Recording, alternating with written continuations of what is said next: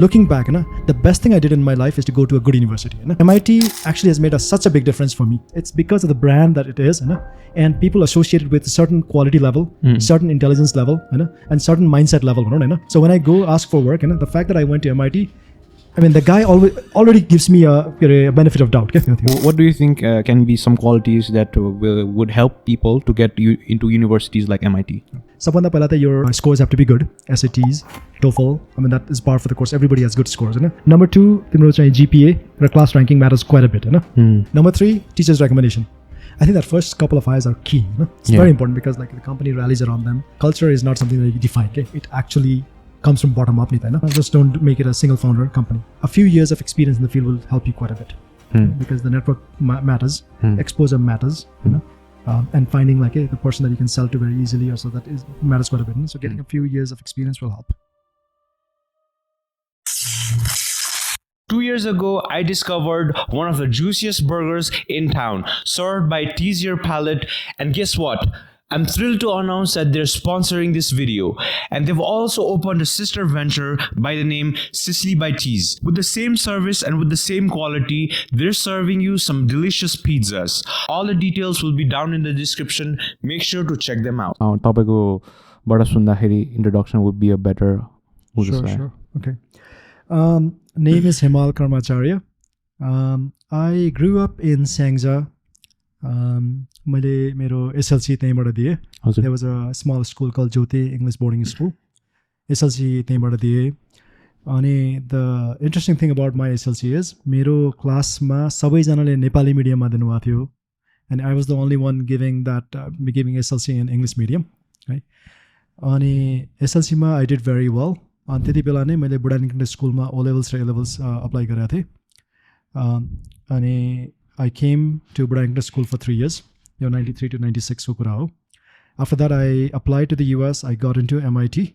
I went there for my bachelor's, master's mein त्यहीँबाट गरेँ. After that, I worked at Oracle for about 5 years. But I always wanted to come back to Nepal. It's kind of funny, अब जब हामी apply गरिरहेको थियौँ त्यति बेला के भन्थ्यो भने अब like you want to make your essay sound very interesting. So you say, look, I want to be a leader in Nepal. I want to come back and work in Nepal. But I really didn't believe that.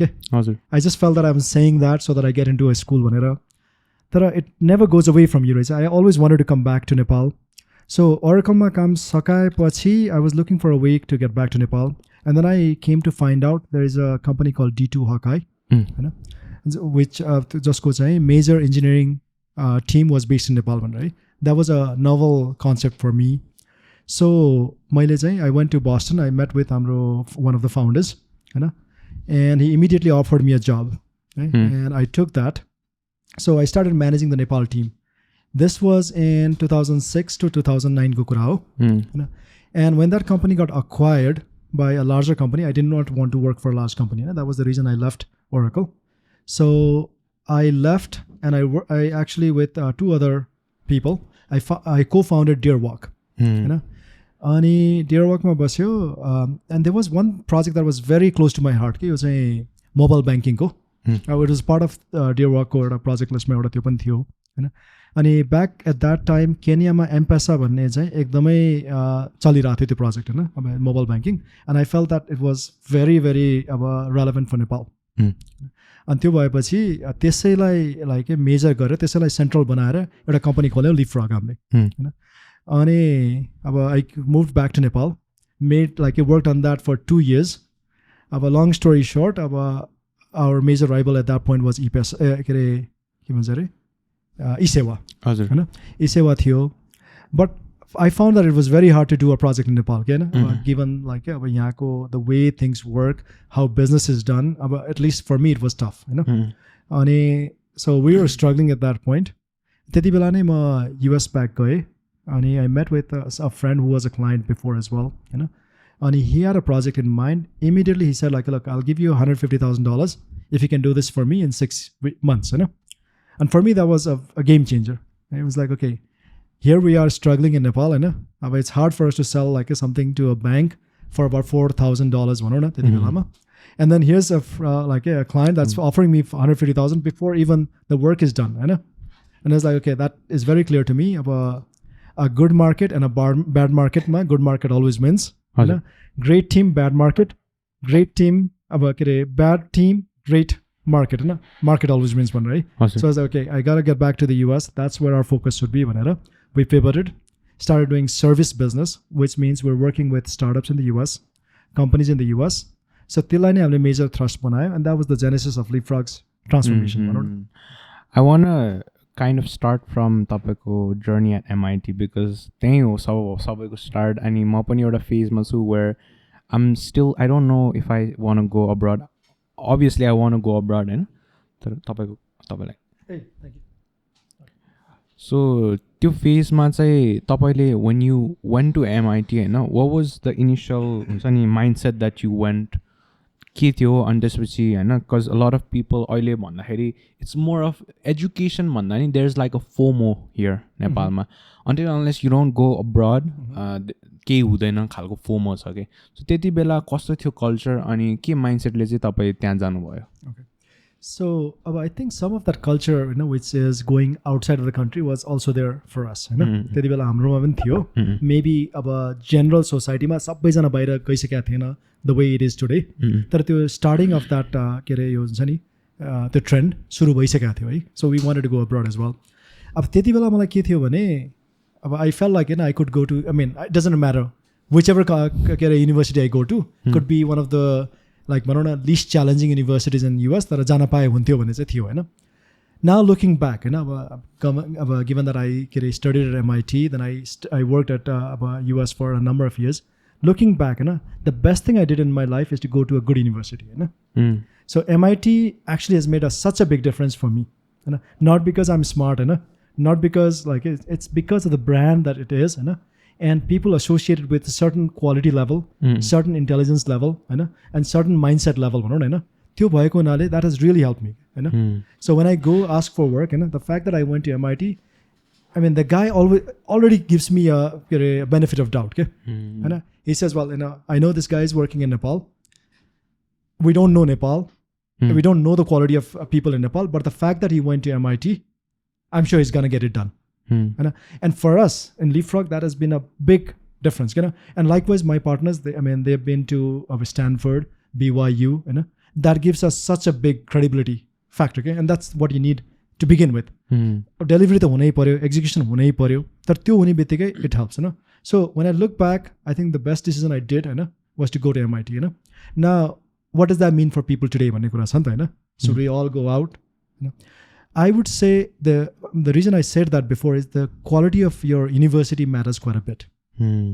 So if it is a choice between IOE or IIT in India versus or like just any other college in the US, I would say IOE, IIT hands down. So you can always go to the US for graduate studies.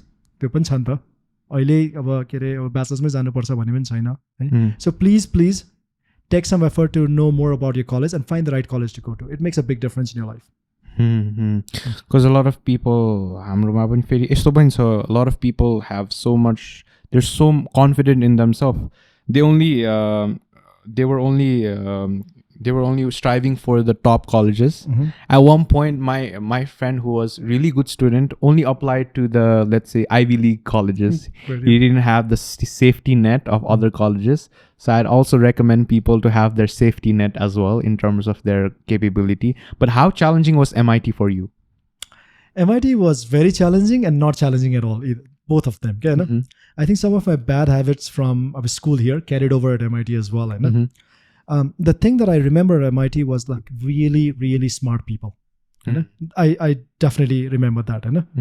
अब grading चाहिँ curved हुन्थ्यो त्यो भनेको के भने like basically if you're at average it's a B one standard dev above A, one standard dev less C. त्यो थियो हैन So it was very easy to get B. That's the way I remember it. It was very hard to get an A because like everybody who's there has been at the top of their class and that's why they've gotten into it. So somebody has to come last, somebody has to come at the top of the class. So it's very tough. And I remember like basically some of the people could not cope with that competition and decided to basically bail out. त्यो पनि देखियो हैन तर I remember like the quality of student body was very good. There were people from all over the world. There were people from all over US. And that's what I enjoyed quite a bit. Very smart people. Being among them, it kind of raises your level as well. अब मलाई के थाहा छ भने हैन अब there was one class that we took, algorithms को class थियो. अब in MIT everything is by numbers. So I still remember the number 6046 भन्दै के हैन. अनि it was we would get exam that was take home. So you could take it like you had 3 days to do it. हैन. अनि त्यसपछि अनि of the 100 questions that we had to do any 16 or 17. It was up to us, whichever we choose, you know? Open book. Right? You just were not allowed to consult with other friends, but it was like you could take 3 days, look at the books as much as you want, you know, and answer it. Even so, I remember I got like 67 or 68 out of 100 on that, you know, and that was like A for the class, you know. And out of the 100 questions, I remember like 6 or 7 have not been solved yet. Never been solved. You know? And what I heard was every year one question gets solved. You know? That's the level of student body of intelligence at that level. So I mean that's what I remember. It was very competitive. But then also because it was so hard, it was very competitive, you make really good friends, you know. So they have been lifelong friends. I still am very good friends with them. It's been 20 years since I graduated, you know. But very good friends from back then. Were you like a very studious person when back grade 10, grade 11 tira? No, I know. Before getting into MIT? I think I was a smart guy once. You're not smart in the sense that like I had a very good IQ you know. I just like doing shortcuts, you know. And that's what I loved doing it. Math, I loved math, by the way. And math and mental math ekdam गर्न मन लाग्थ्यो. So I mean for me like however it happens, I had to be the first one to raise my hands solving the problem भन्ने थियो हैन. That was what I took pride in, right? So त्यो थियो. अब I think एउटा competitiveness चाहिँ एकदमै थियो mama. So I was like I got to beat everybody भन्ने चाहिँ थियो हैन. अब that drove me to certain अब studiousness हैन. त्यो थियो. तर I wouldn't say I was like अब the typical like first boy त्यो हुन्छ नि nerdiness त्यो चाहिँ थिएन ममा. I was fairly all rounded. I made good friends हैन. What do you think can be some qualities that would help people to get you into universities like MIT? So I think अब दुई तीनवटा कुरा छ हैन. Which like a par for the course भन्छ नि हैन. सबभन्दा पहिला त your scores have to be good. SATs, TOEFL, I mean that is par for the course. Everybody has good scores, you know. If you don't have that, you'll probably not even be in the contention. Number 1. Number 2, तिम्रो चाहिँ GPA raw class ranking matters quite a bit, Hahn. Transcript भन्छ नि. That's very important, right? Number 3, teacher's recommendation. I remember हाम्रो बेला के हुन्थ्यो भने basically you apply to 11 or 12 colleges. That's like par for the course for us, हैन. अनि त्यसपछि हामी के भन्दैन एउटा चाहिँ अब डमी कलेज बनाउँथ्यो के. So let's say अब भनौँ न एउटा कुनै कलेजमा चाहिँ जाने होइन अप्लाई पनि गर्ने होइन. I'll just give one name Bachelor भनौँ न हैन. त्यहाँ गऱ्यो तर त्यहाँ चाहिँ मैले पठाउने होइन हामीले नै मेल गर्नु पर्थ्यो नि त. So I should take like a recommendation from teachers, then they खोल्यो हेर्यो हैन. And I wanted to make sure like those recommendations were good before I send them, and otherwise I'll look for another teacher with them. As well, I don't know if you can do that anymore. You know? So teachers' recommendation matters quite a bit. For me, I remember there were 2 teachers that actually wrote exceptional recommendation letters for me. One was Mr. Esewa भन्ने हुनुहुन्थ्यो, a British teacher. And he left before we actually had to apply, but he gave me an open recommendation. You know? And some of the language that he uses, you know, actually like differentiates you from any other people. Okay? You know? It's not just like what you say, how you say it matters as well. You know? So for example, what he says like, look, you know, this guy came stood 6th out of 80,000 students, you know, and that too from Sangja where like, you know, the resources are, you know, very minimal. That makes a difference, you know. And then like he said like he has the hallmark of a genius mind, you know, whether that's true or not, you know, the fact that the teacher said it made a difference, you know. एउटा थियो. अर्को मेरो physics Stitcher हुनुहुन्थ्यो Khulal sir भन्ने. अहिले he is the principal of Budayangan school, Hahn. So he had just come back from UK, and then he actually wrote such a good recommendation for me, you know. Basically things that didn't even happen, but he felt very strongly about me. That's why he wrote it, you know. And that made a big difference in my application. So एउटा त्यो भयो. अर्को you have to have a very compelling story. And I feel like that's one of the biggest advantages people from Nepal have. You know? The level of competitiveness has gone way beyond what we had.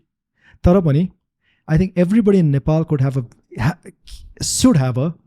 have a unique story. मेरो केसमा के थियो भने मान्छे के भने luck हैन I studied in Sangja. I'm here in Budayangan school and I'll go in the US. मेरो यो थियो हैन. But what I know for sure is the difference between, or the level of adjustment that I had to have for belonging to the school versus my America गएपछि जुन level of adjustment हुन्छ नि, I think that's going to be insignificant compared to the level of adjustment that I had coming from Sengza to belonging to the school. त्यो भयो. Now I feel like I'm fortunate enough to study in the National School Center of Excellence, and that's why I feel a sense of having to give back to my community. म त्यो भनेको थिएन. अनि त्यसलाई support गर्नको लागि मैले दुईटा प्रोजेक्ट गरेको थिएँ. एउटा चाहिँ आई वेन्ट टु यो चाहिँ कामी भिलेज होइन, अब द्याट्स लाइक वेयर अनटचेबलको कुराहरू थियो नि त है. म र हाम्रो उज्जवल थापा भन्ने हुन्छ नि, लाइक विवेक सेलको, हि पास्ड अवे कोरोनाको टाइममा. हि and I Venant end spent a week in his village, and then we went to Kami village every day, basically trying to find their livelihood, you know, and how they are basically dancing around this issue of untouchability भन्ने है. So त्यो एउटा थियो. अर्को चाहिँ यो Kali Gandaki project हुन लागिरहेको थियो कि त्यति बेला, and it's not run of the river, it's was तिम्रो चाहिँ रेजर्भर थियो. त्यसले गर्दा चाहिँ सर्टन डिस्प्लेसमेन्ट कम्युनिटीमा हुन्थ्यो होइन. अनि मैले चाहिँ like what is the economic के अरे socio economic implication of that displacement होइन, how they are being compensated for that अब change in livelihood for the displacement भन्ने त्यो दुईवटा प्रोजेक्ट गरेको थिएँ होइन. अनि आई थिङ्क अब सेकेन्ड वाला त मलाई थाहा छैन, the first one made a big difference है, एउटा त्यो थियो. अनि मलाई अझ पनि थाहा छ कि मेरो एसे चाहिँ that I wrote for MIT, I basically wanted to be very different के फ्रम अदर्स होइन. So everybody wrote about like अब भनौँ न अब why am a technical guy and all that. अब MIT मा त इट्स भेरी टेक्निकल होइन.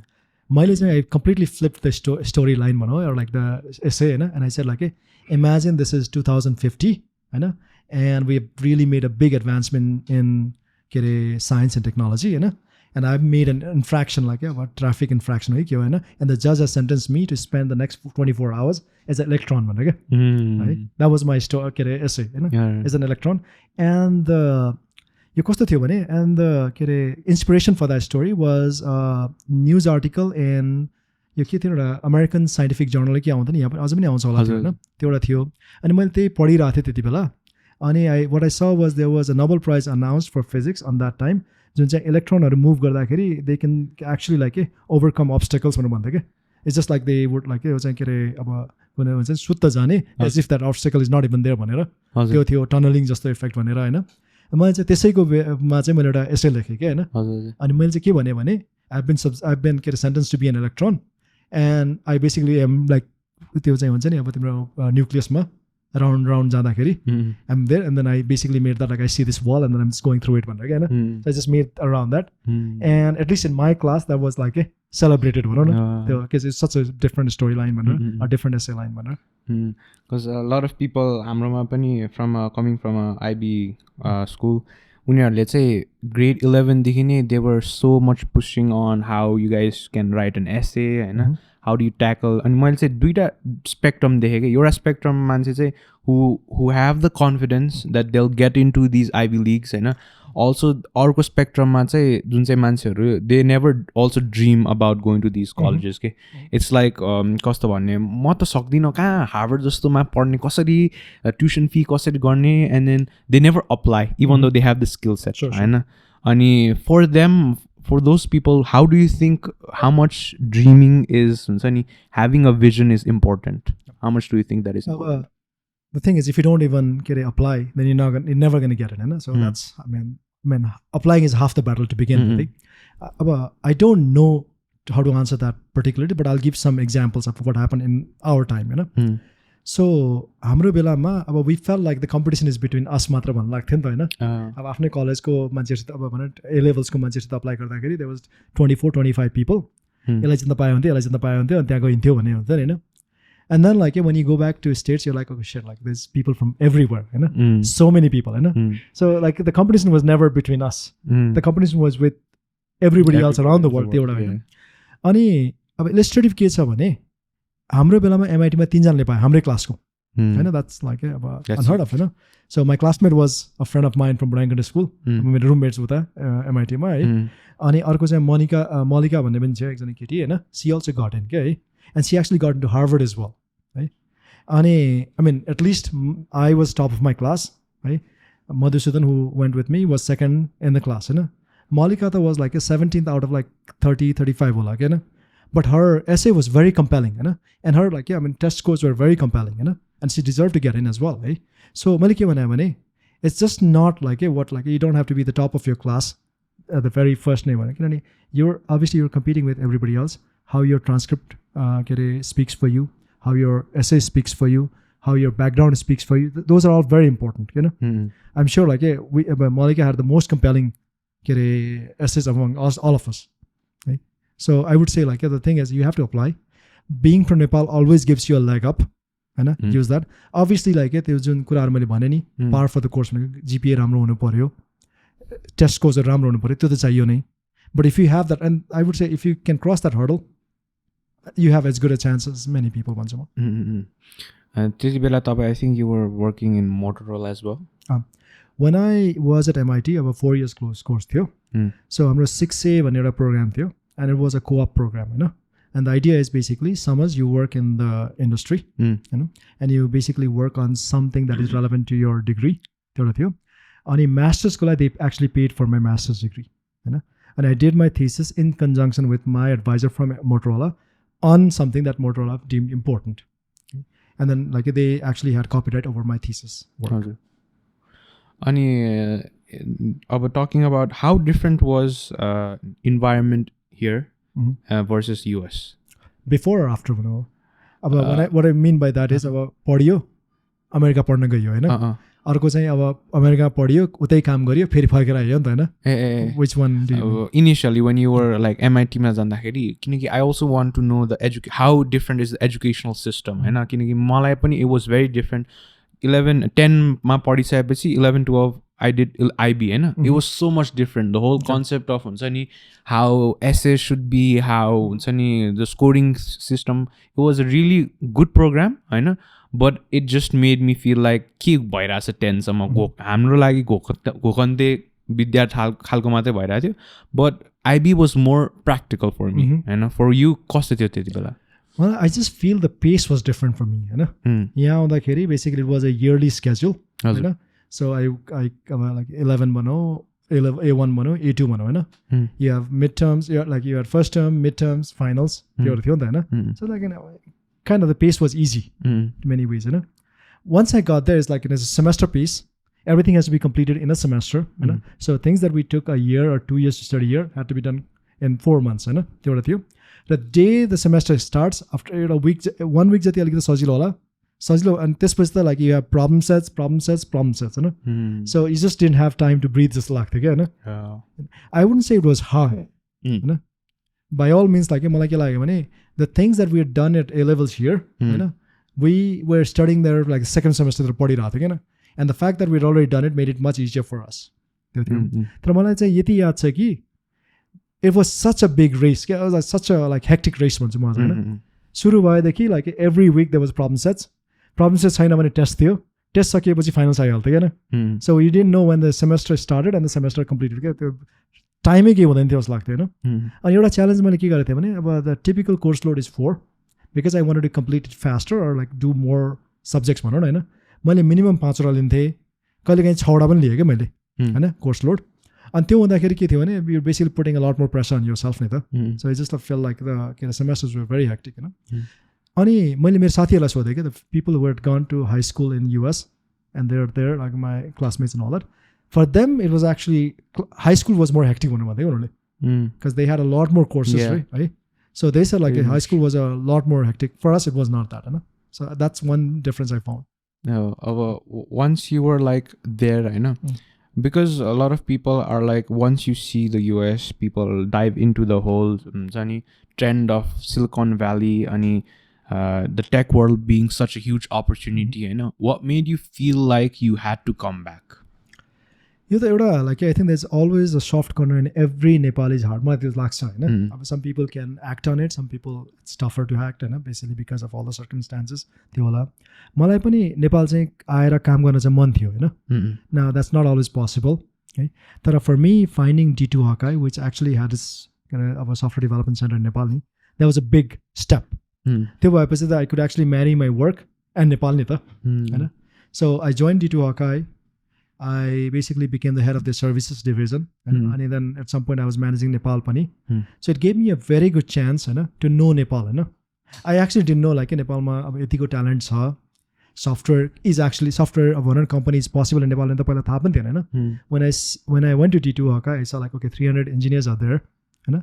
And by all means, they are very talented. They're as good as the people that I worked with, Hahn, at Oracle, at Motorola and all that. त्यो भनेपछि एउटा confidence पनि आउँछ नि त. So then it was a no-brainer for me. It's like, okay, I can marry two sides. One is my company, Hahn, or like my work and Nepal. And that was like the best of both worlds for me. Because a lot of my friends have kasto khalko mindset भने they just want to go abroad, Hahn, and stay there and जसरी how stay there, okay? Okay. They don't के गरेर they change the whole, let's suppose, program just for the sake of getting a green card, okay? So I think that would be a bit other khalko mindset just like that. For me, if I was to go out, it would be more for the thing that I would get, let's suppose, education or lifestyle, and rather than a goal like that, okay? So while going out, I know, what do you think should be the mindset of youths? Yeah, I'll go. Okay. I'm Esewa भन्छु है. I think there's nothing wrong with basically going after a green card, Hahn. Because the thing is, one of the things that when you go abroad, हैन, पढाइ त आफ्नो ठाउँमा छ, पढ्नु पनि पर्यो. Just as important is the exposure that you get. Hahn. I think that's also very important. Being friends with people from all over the world. That's one part, Hahn. Working there, understanding the work culture, Hahn, what makes people drive, knowing the history of that place, Hahn. I think those are very important, okay? For me, more than the education side, I think America really opened me up on many different ways. It made me like sort the whole like about your confidence level में धेरै माथि गयो क्या मेरो हैन. And that's because like I interact with people from all over the world, made friends. I mean, some of my closest friends are from Malaysia or Kenya, such that छ नि त हैन. त्यो घुलमिल गर्नु पनि ठुलो कुरा हो नि त हैन. And then like now when I work at Leapfrog, one of my भनौँ न के अरे काम चाहिँ सेल्समा हो के हैन, business development भन्छ नि है. I mean, for somebody from Nepal to actually be on the sales front in the US is actually a big step once more, you know? And the reason I could do that is because, like, you know, I actually opened myself up to everything that America had to provide, you know? I love American football, you know? I love basketball, you know? And I love reading about American history and all that. It actually makes it much easier for you to correspond, you know, talk to, or even relate to people. I mean, one of the icebreakers could be, okay, like, hey, yesterday, he's just a basketball game, if the person that I'm talking to is from New York, I'd be like, what's wrong with the Knicks? For example, I am a Boston fan. Celtics is I was like, we kicked their ass in a minute. So, I mean, I think that makes it much easier. Because I fundamentally believe, people like to work with people they like. Not necessarily people they respect. I mean, eventually it will be there. You have to execute. There's no excuse for not executing because everybody gives you one chance. If you cannot do it, you're out. But even to get that one chance is a big thing. And to get that one chance, you have to be likable. And likable is always going to be equal to relatable. Relatable, you have to have something in common with them. Maybe it's sports, maybe it's history, maybe it's like love of trekking, whatever that is. So I think being that person, and that's why I actually sometimes say one of the more technology pade, there's a beauty in actually doing liberal arts. Okay? Because liberal arts goal is you have to be able to converse with everybody, with a poet, with a king, with a beggar. And that's like a all-rounded education. True.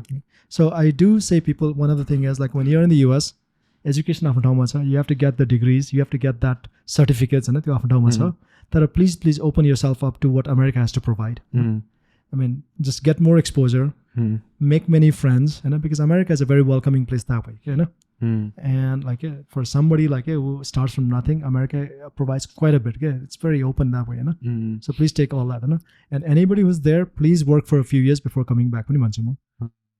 Because we also study this in psychology, where like if you don't open up to the culture, which let's suppose if you're going to America, if you don't open up to that culture, it's harder for you to connect with them, which is more of related with let's suppose how you cope up with the culture and how you make friends and loneliness. It's quite tied up, to be honest, and then it's very interesting how you brought that point up and we were actually studying it. So once you were there, you finished your degree. After that, get me through your timeline of after that, like what actually happened. Okay.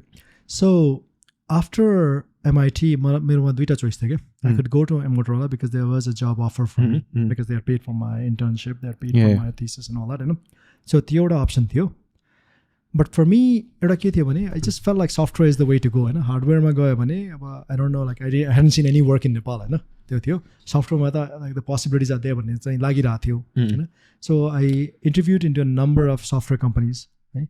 Oracleमा actually it's kind of funny because the guy that the reason I joined Oracle is actually kind of funny, you know.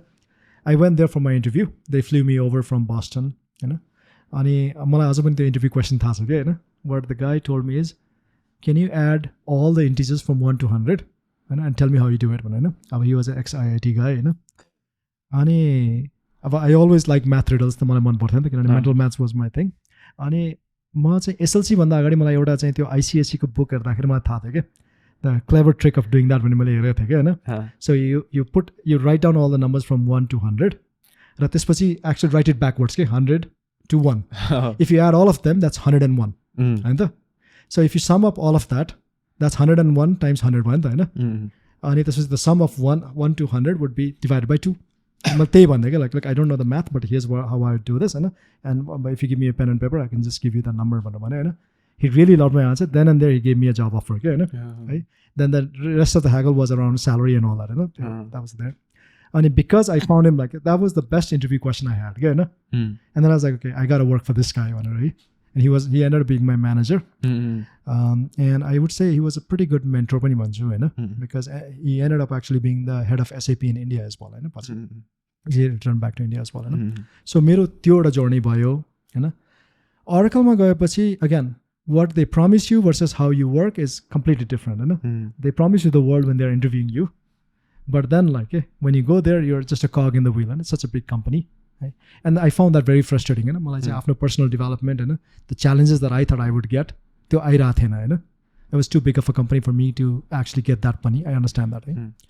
So त्यति बेला नै मैले I was taking initiatives to find like work on new products and all that. So Chris, who is actually the CEO of our company now, you know, he and I were in the same group. He and I basically proposed a new product to our management team, you know, which was a linear asset management भन्ने थियो. त्यो गरेको थियो. एउटा चाहिँ Exor भन्ने एउटा company थियो UK मा. So with that भनेर भनेको थियो.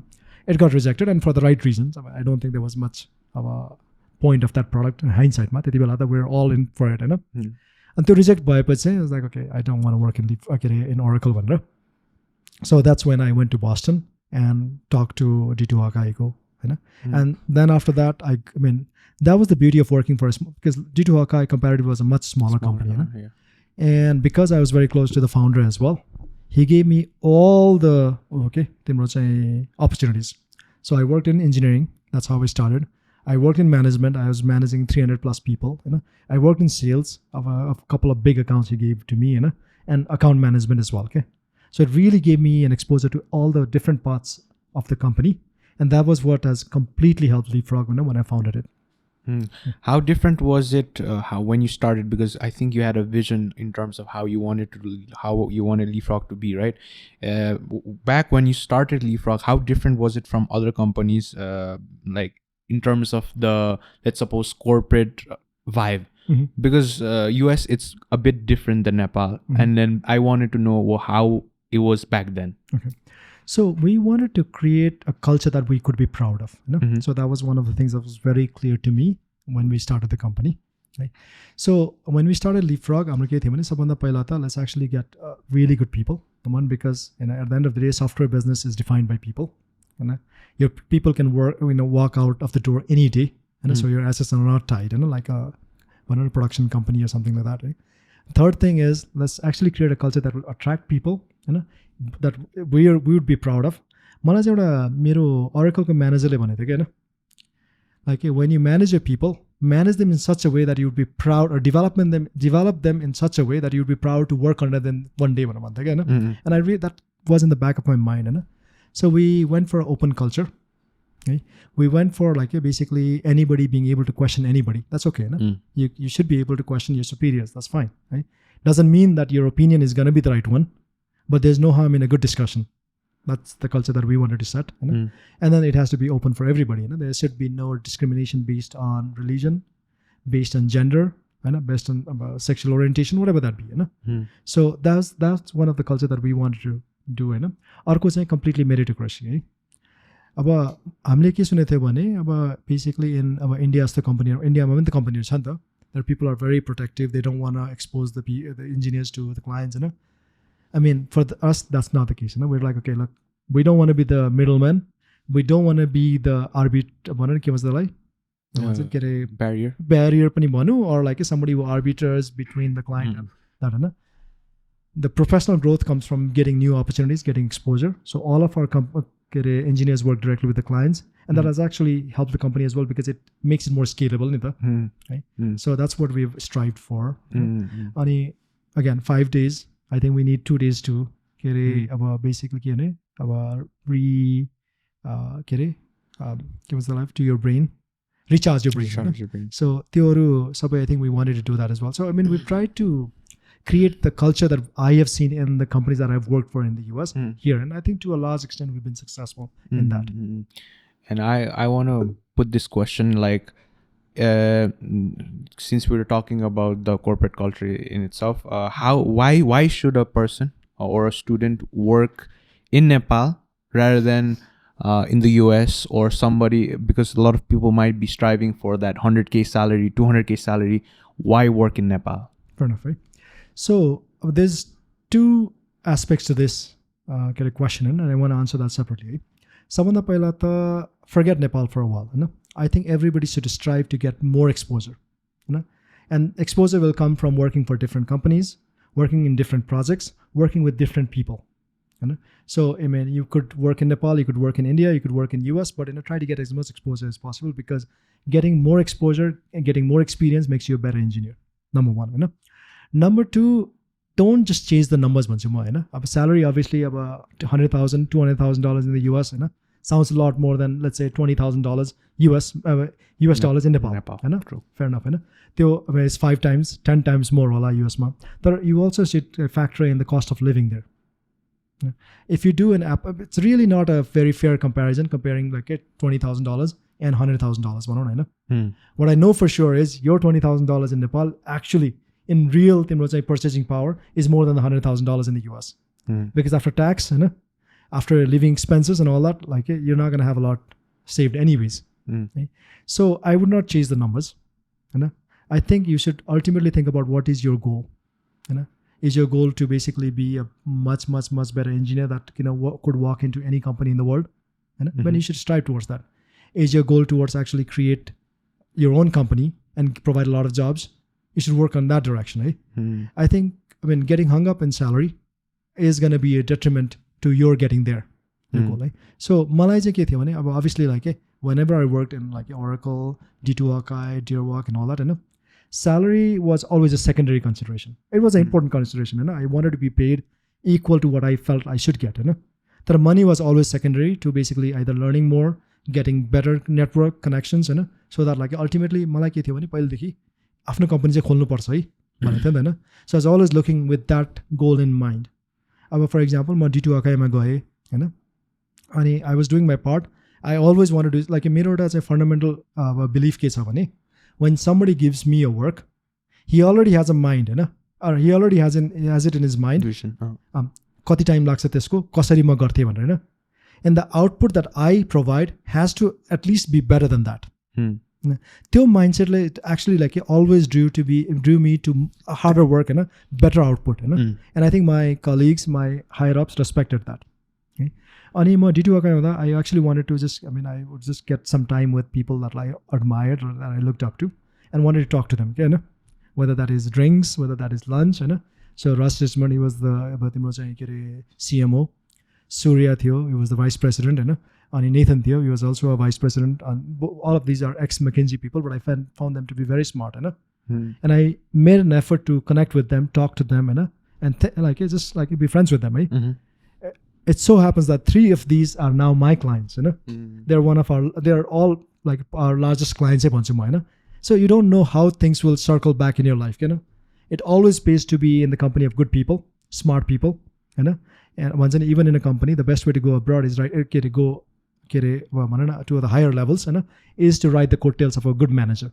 Okay? So While working, let's suppose you sometimes when you work in these corporate houses, you're so caught up in the next goal. Let's suppose company has a certain goal, and you're so caught up in that goal that you as you said, you wanted to open up a company, right? So how did you carve that path in terms of like taking a step back and being like, now I want to start a company? Because you already have, let's suppose, a good salary and a good lifestyle. What made you push to that next level of like, I want to start a company, even if it takes my lifestyle to, let's suppose, a step back?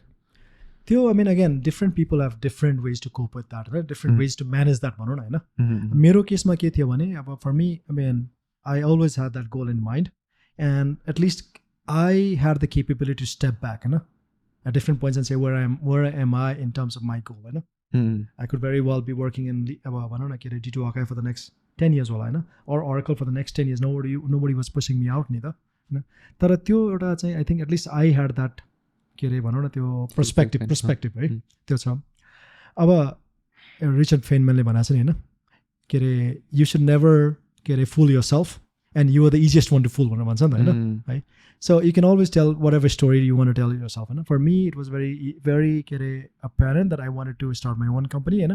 End I made it clear to everybody. मेरो आफ्नो म्यानेजरले भनेको थिएँ डिटुवाकमा पनि होइन, कुनै दिन त म आफ्नो कम्पनी खोल्छु है होइन. And then like to all the people that I spoke about little while ago, Raz, I don't know, Chris Kreider, whoever, the CEO of Chris Kreider, one day I have to open my own company someday.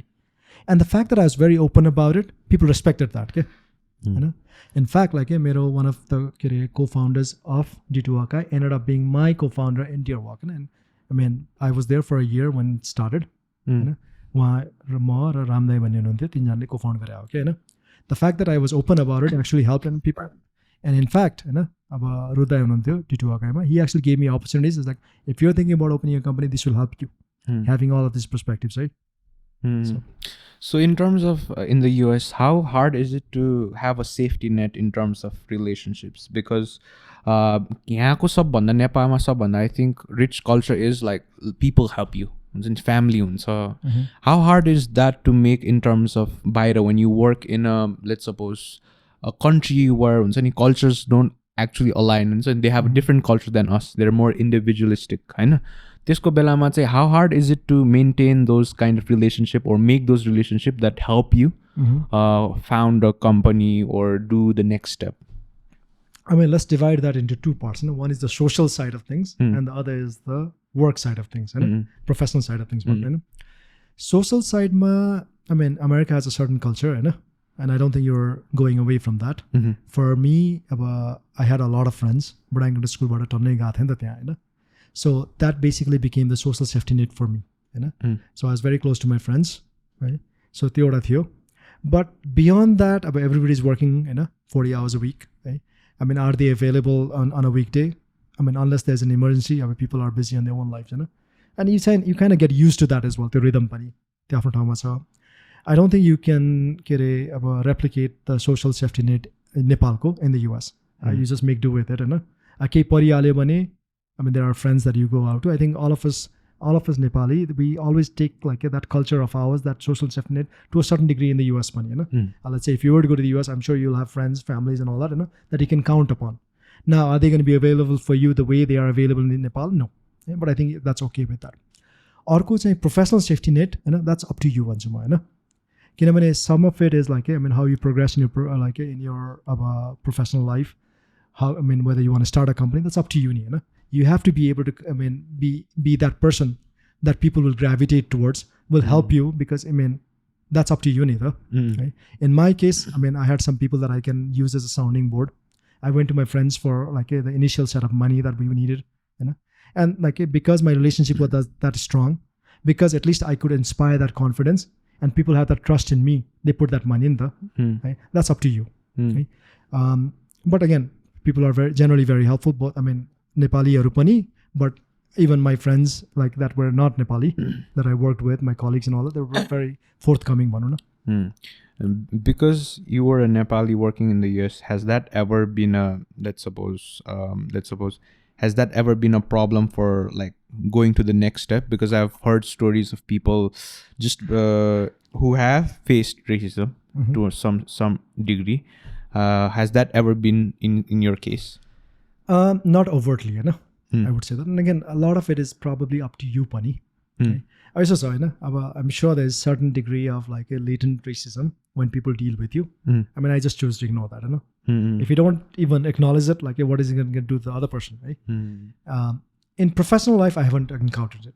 Yeah. Right? I'm sure like there are people who probably thought that they will never voice it in front of me, you know. If I ignore that, what does it matter, you know? For me, it's like, okay, here's what I want. You know, a project wala, sales wala, you know, or whatever. Like, I'm trying to hire somebody wala, you know. I would look at like, let's take that as an objective. What's the best way to achieve that? You know, I was sales over and say, okay, who knows this person? How could I influence him? You know? Is it me? Is it like my friend, or is it my friend of a friend? You know? So that's the way we like.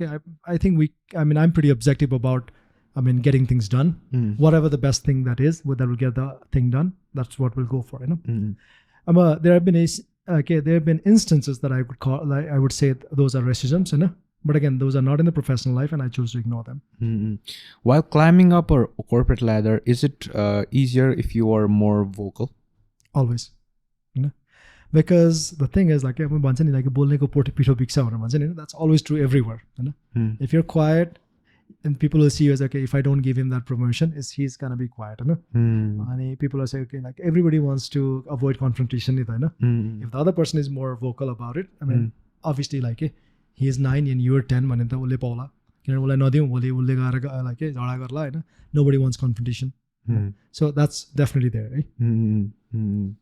Because it's surprising, because I've seen a lot of people who have struggled with this in terms of being vocal in corporate. How do you think one can be more confident while working in these scenarios? Because we've seen corporate culture get pretty ugly in certain situations. So how can somebody have this confidence and gain it, and maybe, you know, do the thing that is supposed to be done? Okay.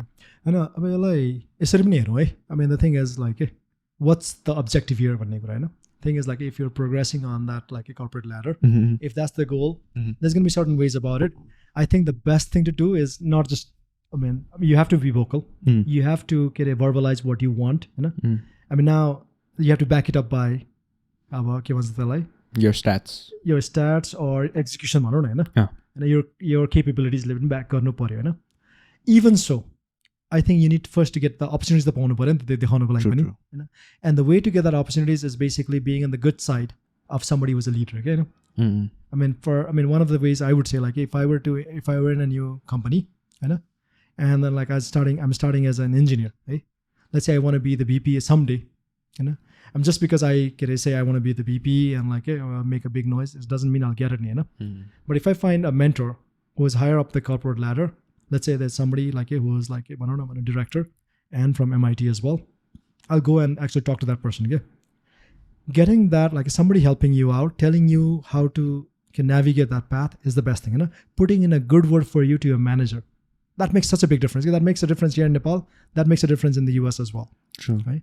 So that's why I said it's very easy to ride the courtails of a successful person, a leader. And that's that's true here in Nepal. That's true there as well. So Theoda Bayo. Obviously you want to verbalize, but you don't want to be obnoxious about it. You know? You want to make sure, like, you are still a team player, Nita. So just being loud sometimes also backfires, you know.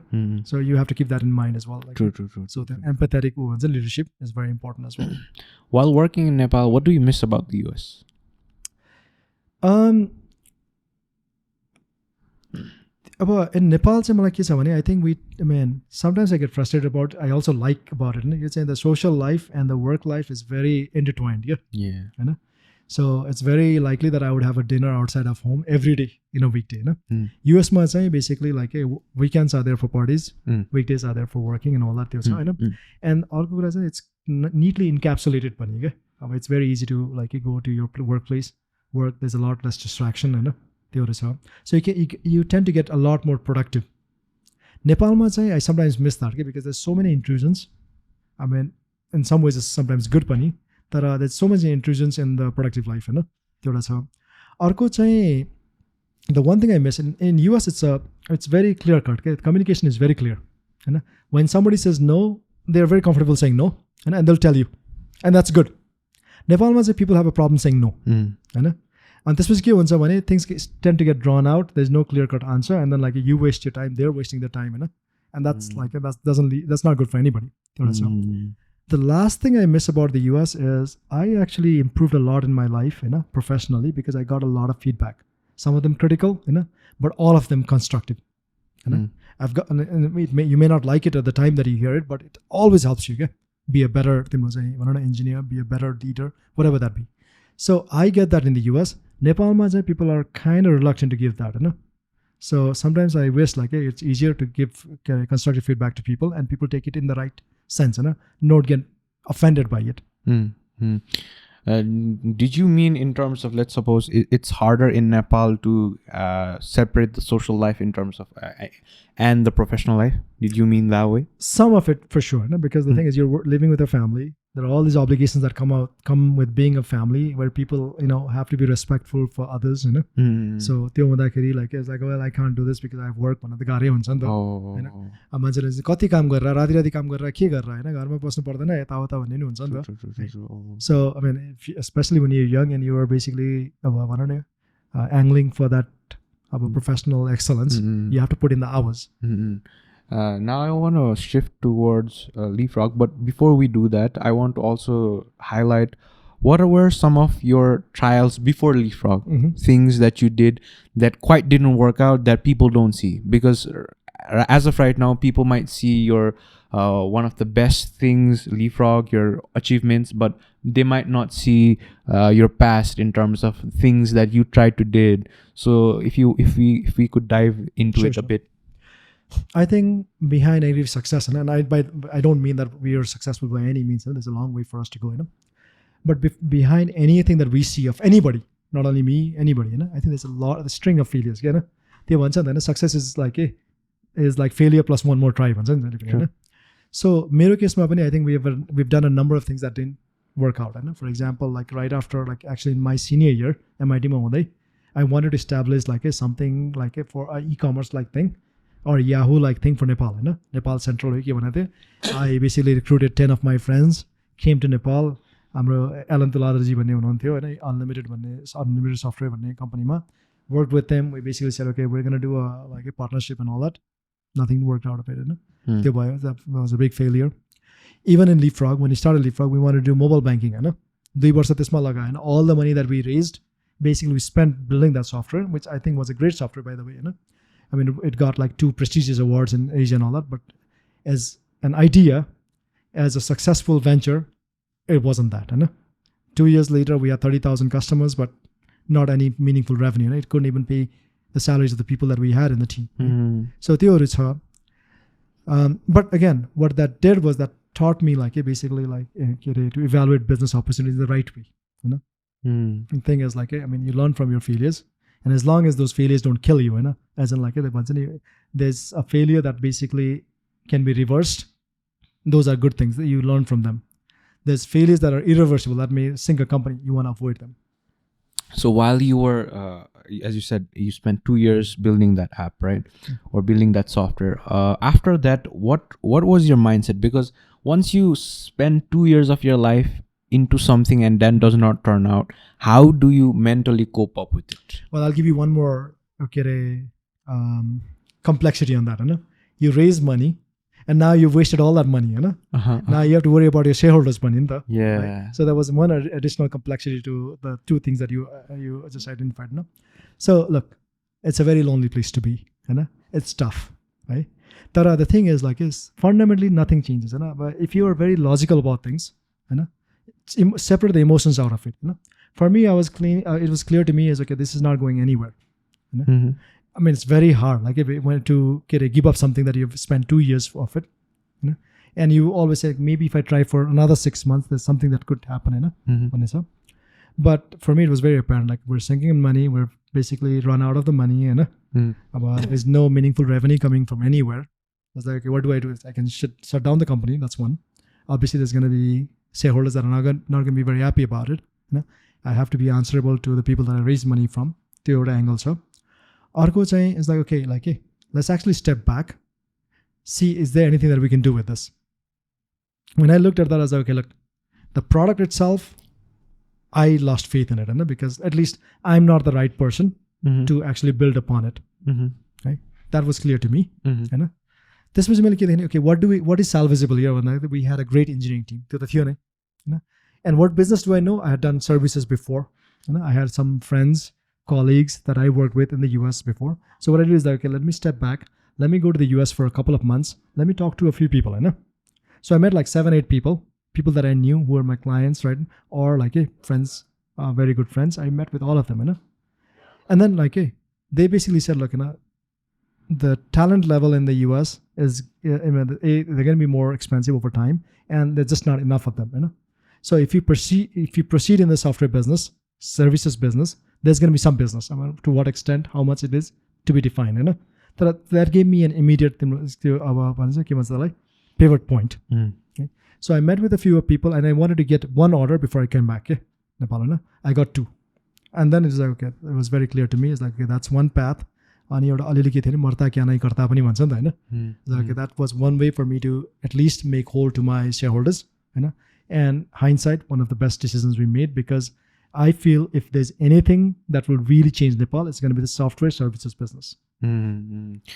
When you are in this situation, how does a person know when to pull the plug in terms of, because as a founder, you might be so much delusion on what you want to achieve.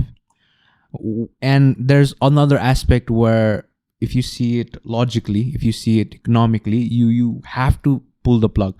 So as a founder, when do you know to pull the plug and not be delusional? Okay. So, psychology there's basically, if let's say somebody is doing a very bad, like a very, some kind of work, one person gets paid very highly for it, and one person gets paid very lowly for it. And let's say sweeping काम.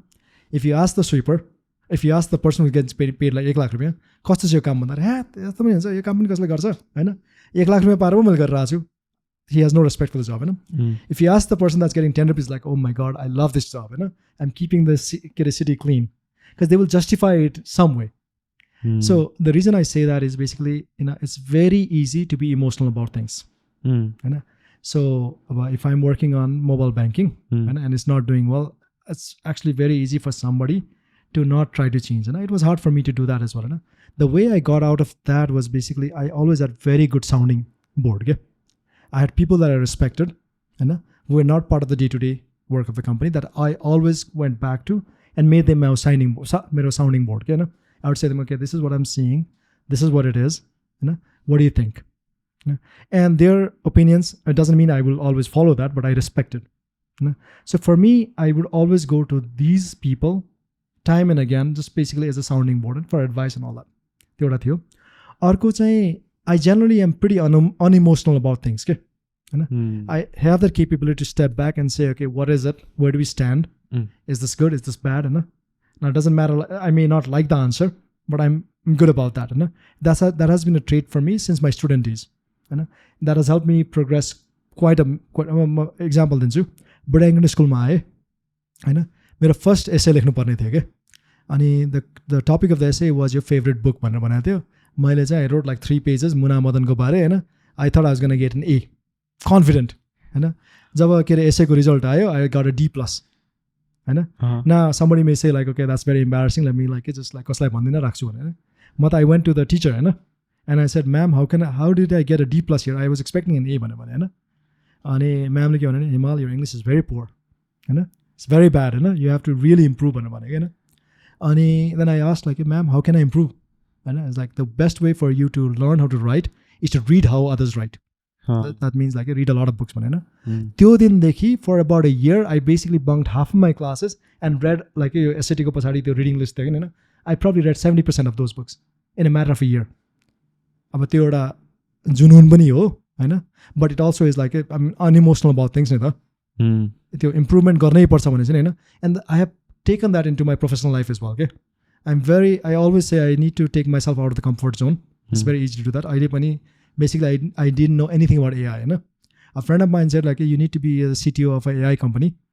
And I was trying to wiggle out of that, but I was like, look, this is the best way I can learn more about AI. And I took that chance, right? And again, it was embarrassing to a certain degree. I had to learn so much about AI, but now at least I know quite a bit. And that is because I pushed myself out of my comfort zone. So for me, I would always be able to look at something and say, okay, it's not looking good, eh? Probably time to pull back. Then what happens when you decide to pull back? You have to go to your shareholders, you have to go to your employees, and you have to go to your clients. So mobile banking गर्दाखेरि सबभन्दा पहिला I went to Kumari Bank because they were our client, and I said, look, तपाईलाई हामी support गर्छौँ, but as a business this is not working out for us. We'll give you all the software, we'll give you the source code, we'll actually help you manage it as well, but we're pulling out. They were not happy about it, but I think they understood. So that was the client part. Second part is I went to our shareholders and I said, look, this is not going anywhere. I failed you as one of the people you put your trust in. But what I can tell you is there's a pivot that we're doing, and I'm pretty confident that's going to work out in our favor. So I did that, and they were supportive of that. Third one is I went to our employees and I said, look, we have to pivot. This is not working anywhere. As a leader, this is what I've decided we're gonna do. And I need your help with that. Everybody rallied behind it. And I would say hey, we were 7 or 8 people when it is made that decision. Today we're 400 plus. So it has been the right. So you're talking about the pillars who you went back to, right? Are these your mentors? I wouldn't say they are my mentors.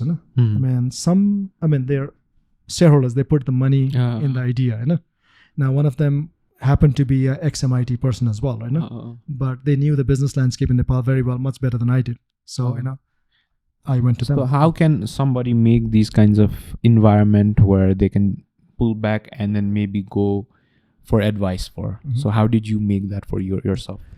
I think some of it comes from, again, it's the way you handle your shareholders, the way you handle your employees, the way you handle your clients, and that's important as well.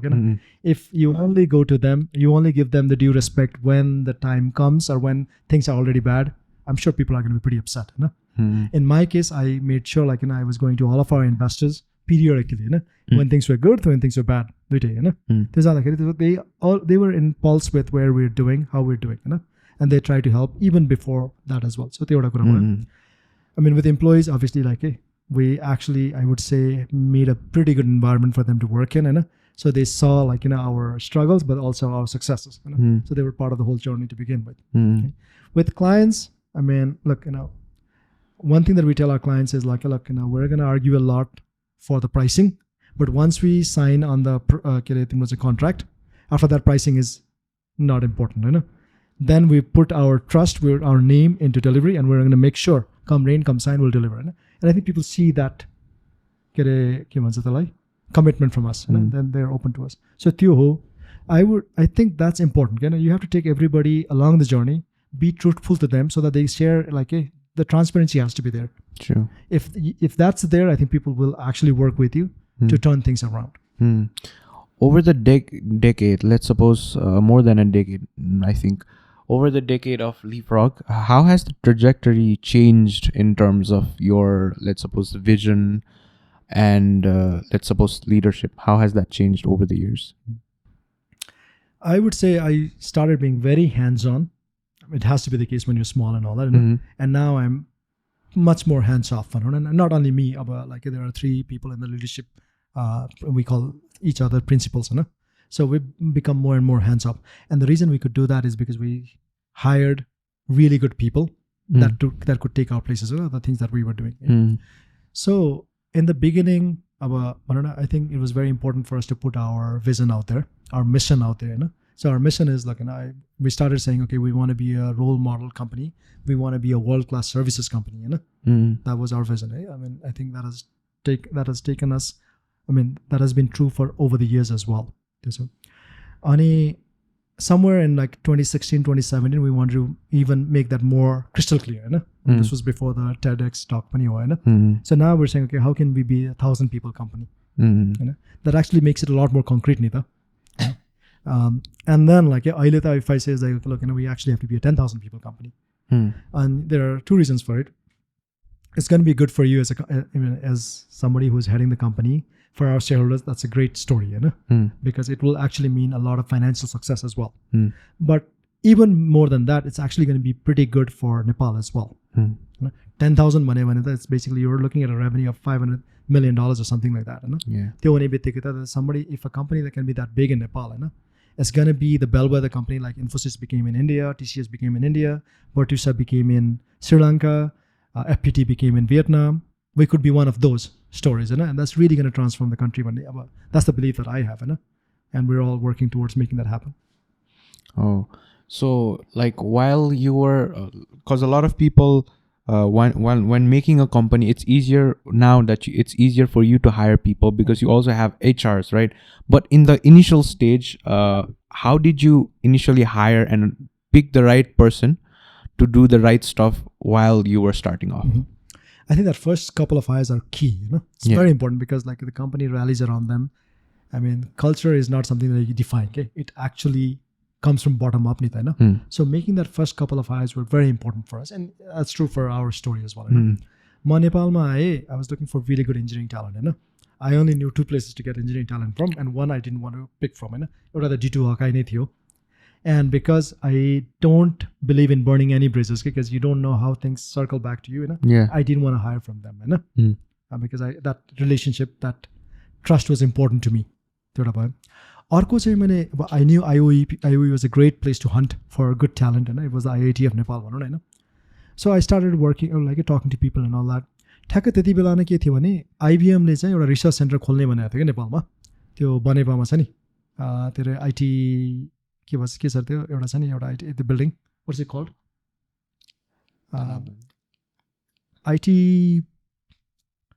IT hub हो कि IT development centre something like that छ कि होइन, बनेपामा छ त्यो होइन. सो त्यहाँ चाहिँ खोल्ने भनेको थियो उनीहरूले. अब long story short, like they shortlisted 5 people, IOE like केयुको, but IBM never ended up coming to Nepal होइन. सो म ठ्याक्क नेपाल फर्केको होला, आई मेट विथ हाम्रो यो एचएलसिआइटीको मनोहर भट्टराई भन्ने हुनुहुन्थ्यो होइन. मसित कुरा गर्दाखेरि हिमाल actually like if you looking for good people I have them होइन, जस्ट बिकज लाइक आइबिएमले लिने भनेको थियो, that's not going anywhere, maybe you can hire them. He was just happy to basically put them somewhere, It was I think it was a very lucky stroke for us, we hired those 5 people, great engineering talent.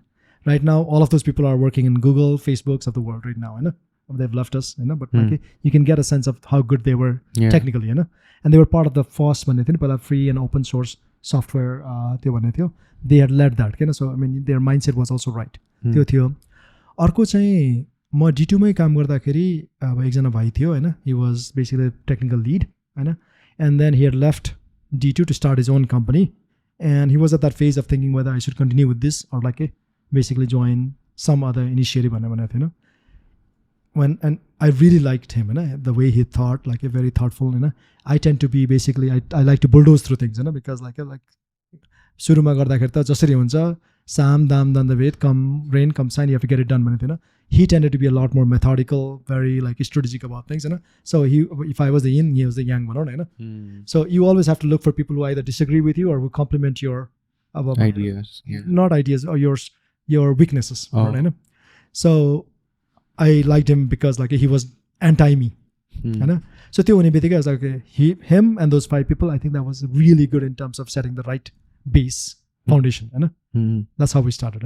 Now in the beginning nobody has heard of you, so you have to personally sell them on the ideas, personally sell them on the fact that you are financially stable, you can pay the bills and all that. So I had to do that, like to meet with each of them, make a full court press about the idea that I was embarking on, and the fact that I had enough financial backing that they don't have to worry about like running. I mean that's the job of a leader. So was it hard in terms of selling your dream to them, in terms of aligning your goals? I mean it wasn't very hard to begin with. I mean basically because I think in my case I came through a certain track record. Oracle थियो, D2 थियो, त्यसपछि a little bit of Deerwalk पनि थियो नि त. So I think that kind of spoke for at least my abilities. So that made it a little easier. The other thing is we made sure we paid them at least on par or better than what the average salaries were.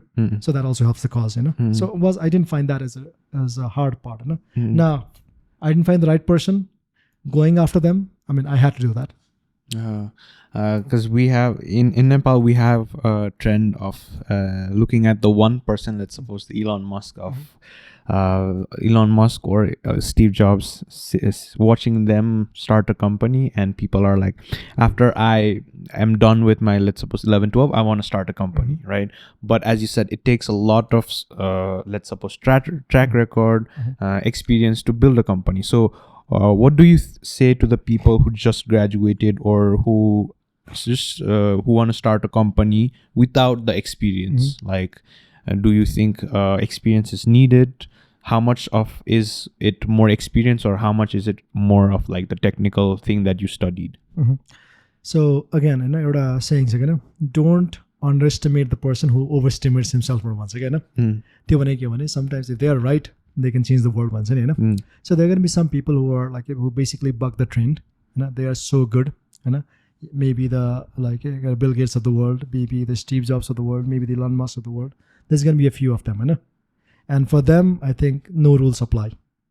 So I mean, if you really are that committed, if you're that extra person, and you know it, by all means, go for it. Tara, I would say the playing field in Nepal is very different from US. We don't have people like with that much money. We don't have VC. We don't have private equity and all that. So there's not a lot of money flowing into the technical world to begin with, technology world to begin with. So मलाई चाहिँ के लाग्छ भने, in Nepal it matters quite a bit, like who you know, your network, and how much trust people put on you. All of that comes with exposure, experience, and basically paying your dues through a number of years in the work. So my advice is, look, I think starting a company and making it successful is going to be one of the hardest things that you do. It may look easy, but it's not. There's a lot of very lonely times, because it's very lonely at the top ones. So my suggestion is like, and it comes from my own experience, is try to find a few people that you trust in to start that. Just don't make it a single founder company. A few years of experience in the field will help you quite a bit, because the network matters, exposure matters, and finding like the person that you can sell to very easily, or so that matters quite a bit. So getting a few years of experience will help.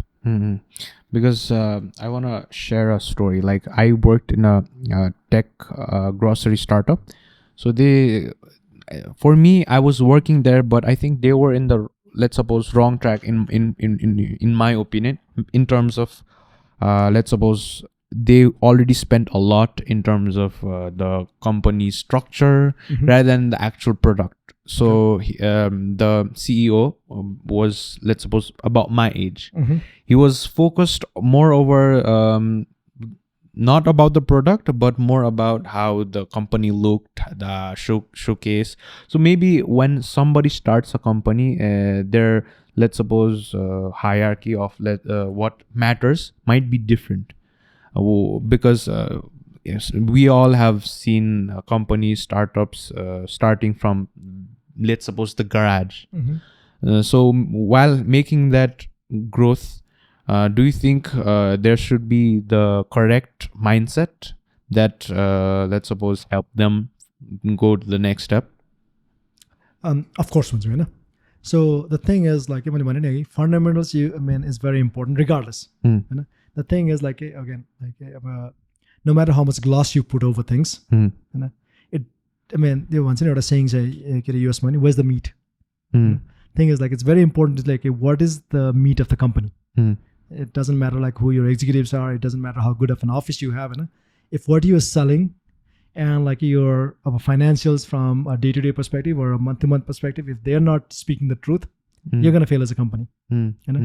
So I think it's very important to know, like, what is your USP as a company? How are you faring in terms of that in the marketplace? Like the grocery, what is it, like e-commerce in e-commerce? Yeah, right? Yeah. So the thing is, like, okay, what's like, how much are you selling on a month-to-month basis? How much traction are you getting? How much loyalty of the customers you're getting is very important. If those don't speak the truth, then you're doomed as a company regardless. It doesn't matter like who's advising. It could be President Obama, but if you're not getting traction in the market, doesn't matter. So I think it's very important to look at a few key metrics of a company, and then be very religious about those to see that they're moving in the right direction for the company. Otherwise, it's going to be a long day for the company. If you had to start Leapfrog again from the ground up, what things would be different? I think the thing is because we're doing it for the first time, and we did it with like a certain mindset, certain capital and all that, it took us 14 years, to get to where we are. Knowing all that I know today, I think I would basically shorten that timeline to a few years.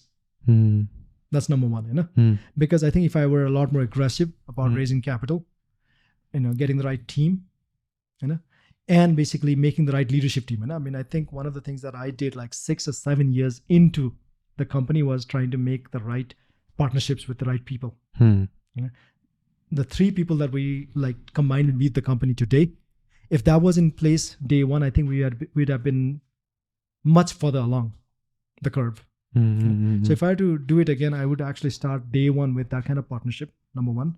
Number 2 is go to the right people to say, okay, what do I need to scale it up very quickly to 1,000 people, 2,000 people and all that. So that's one thing I would do differently. Number 2 is I think I would be a lot more transparent with our people. It's not that we were not transparent, but I think that we said, look, we are US, there's Nepal, basically if we say what we're earning in the US, people in Nepal are going to demand a lot more in terms of salary and all that. And I think that was not very fair to our people as well, because I think a lot of people, everybody's very intelligent. They understand what we're charging, and there's always an arbitrage between money that we pay in Nepal versus what we charge our customers. I think if we had been a lot more transparent about people, it would have helped us basically build a lot of structures in place, which would be led by people here. And that would help us scale a lot more very quickly. That's interesting. And in terms of let's suppose your company right now, how much of the culture has changed? How much of the culture of the company has changed throughout the years? I think it has changed quite a bit, and I don't know if it's for the right or for the wrong. So when we were smaller, it was much easier. You could know everybody felt your presence, they felt connected to everybody in the company. It was a great place to be in. I could see people stay right after dinner as well, and there were people strumming guitars, talking, all that, and it's a fun place to be in. Now, as we have grown, we've actually had to put structures in place so that there's a lot more assuredness of how the company acts.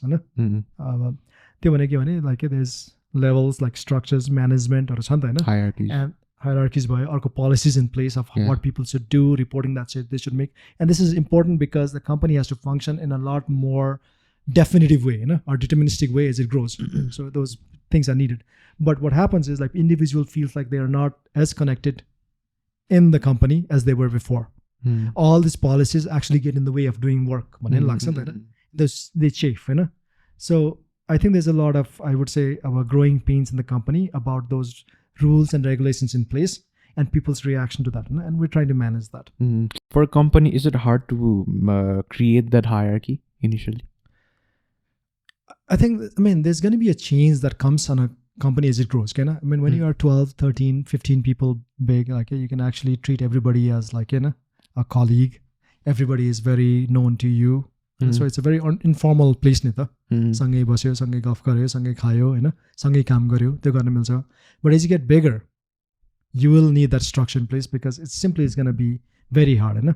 त्यो भन्छ I think there's in psychology पनि छ, there's the maximum number of people one person can really relate to is 140 or something like that, Hahn. So once you grow out of that number, you actually have to have structures in place so that the company can act very deterministically. So I think as every company grows, they will have that they will need that hierarchy. Do you think the informal, you said the informal setting does since you guys have hierarchy now, is it more productive? And then was let's suppose when you guys didn't have that hierarchy, was it harder for you guys to let's suppose have that productivity that you guys have right now? So I think the unit of work for us is a project. Within a project, we want to make sure they always have their family relationship, Otherwise, people are very close to each other. They act as a team, So I'm hoping we've never changed that, even as you grew as a company, where the structures have been come in places actually beyond that project level. So like there are departments, there are divisions, and there are managers that basically make sure people are progressing on the career path with the way they should be. So within that, the unit of work, which is a project, I mean, we want to make sure it's always like a family, and the productivity is defined at that level. I mean, at least from what I'm hoping and what I think is that has not changed over the years. So the level of productivity, I don't think has gone down or gone up either. At the same time, I'm sure people like it, the level of accountability now that we ask of our people, which is logging time sheets, right? Which is basically, giving a status update at the end of the day.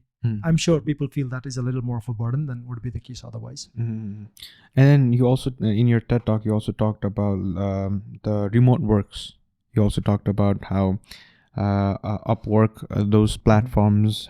And then while doing remote work, is the maintaining the productivity more harder? What I've heard from people, again, there are two kinds of people. I tend to like going to office, because I get a lot of energy from other people. But then there are other people, especially people who are individual contributors that work very well without disturbance at home. So it's a mixed bag. Now, for us, the thing is the whole world is going remote, especially after the COVID. That has become a very most acceptable way of working. So even in Leapfrog today, people only have to come to work 2 times a week. 3 days they're working from home. So we have to make sure people are productive regardless of where they are, whether they're in the office or they're working from home.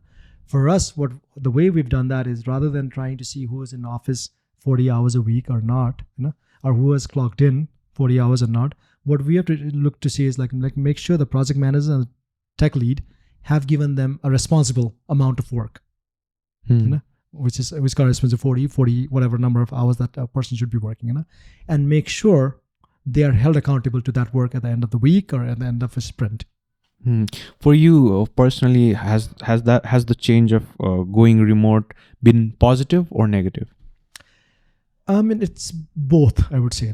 Negative in the sense that I feel like, especially in Nepal, where the workforce is pretty young, and the ratio of senior people to junior people is much more skewed towards junior people. I think there's a need for a lot of mentorship. And it's a lot easier to mentor in person. It's very hard to mentor remotely.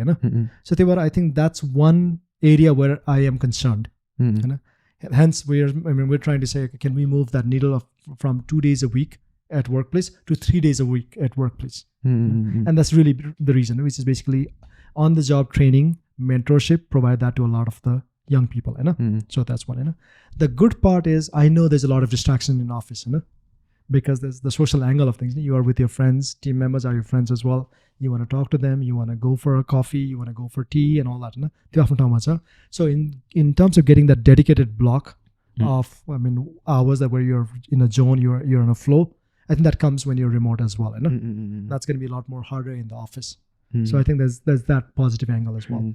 I've also I was going through Reddit and there was this confession on like the person worked in a huge company and it was a very big hierarchy. So in that company, he kind of didn't work as much hard as needed.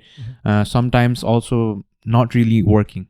So as a leader, how do you ignore those kind of situation and how do you make sure that people are working as they're supposed to? Sure. I think, look, I started by saying, or somewhere along my conversation, I said, you should not fool yourself, and you're the easiest one to fool. Now, this particular person, I think, I have heard of situations like those where very smart people, they can game the system or they can get by the system. But who are you fooling? The thing is, work is just a place for you. You're going to earn your salary. If you're doing the bare minimum to basically earn your salary, all good to you. But in terms of professional development, where you could be, I think it will be served a lot better if you work to the fullest extent that you could. So they were often Thomas. Now, as a company with 400 plus engineers, we have to look at the mean, at the average. So what we say is okay, what is the average story points a person can do meaningfully in a week. 40 hours ma kati garna sakincha Hahn story points Hahn. And we want to make sure all of our people are at least doing that and hopefully more. Now, when you try to do that, when you try to basically plan for the average or the mean, the problem is there are going to be some people who could have done a lot better, who could be a lot more productive, and they may not be doing all that they could. Obviously, like, we're trying to say, like, there are people who will stand out even among them, and we'll try to find a way to reward them. So people can take the initiative. I can do a lot more bonus. That's what we want, But for us, we're like, okay, let's plan to give people a responsible amount of work that corresponds to 40 hours of work week, and let's make sure we hold them to that, both in terms of quality, both in terms of getting it done. So that's the way we can plan in a larger scale. But I wish people basically see that, like, Leapfrog, Deerwalk, CoTVT, whatever the company that they're working for is not the end of the road for them, Nita. This is just some milepost along their journey. And like, they have a long way to go. If they are true to themselves in terms of working and being as productive as they can be, I think they will go pretty far in their career. In terms of you initially, because I've seen videos also of CEOs, they said there's no specific way to know what's the best person for your, let's suppose, job or best position. You just hire and fire.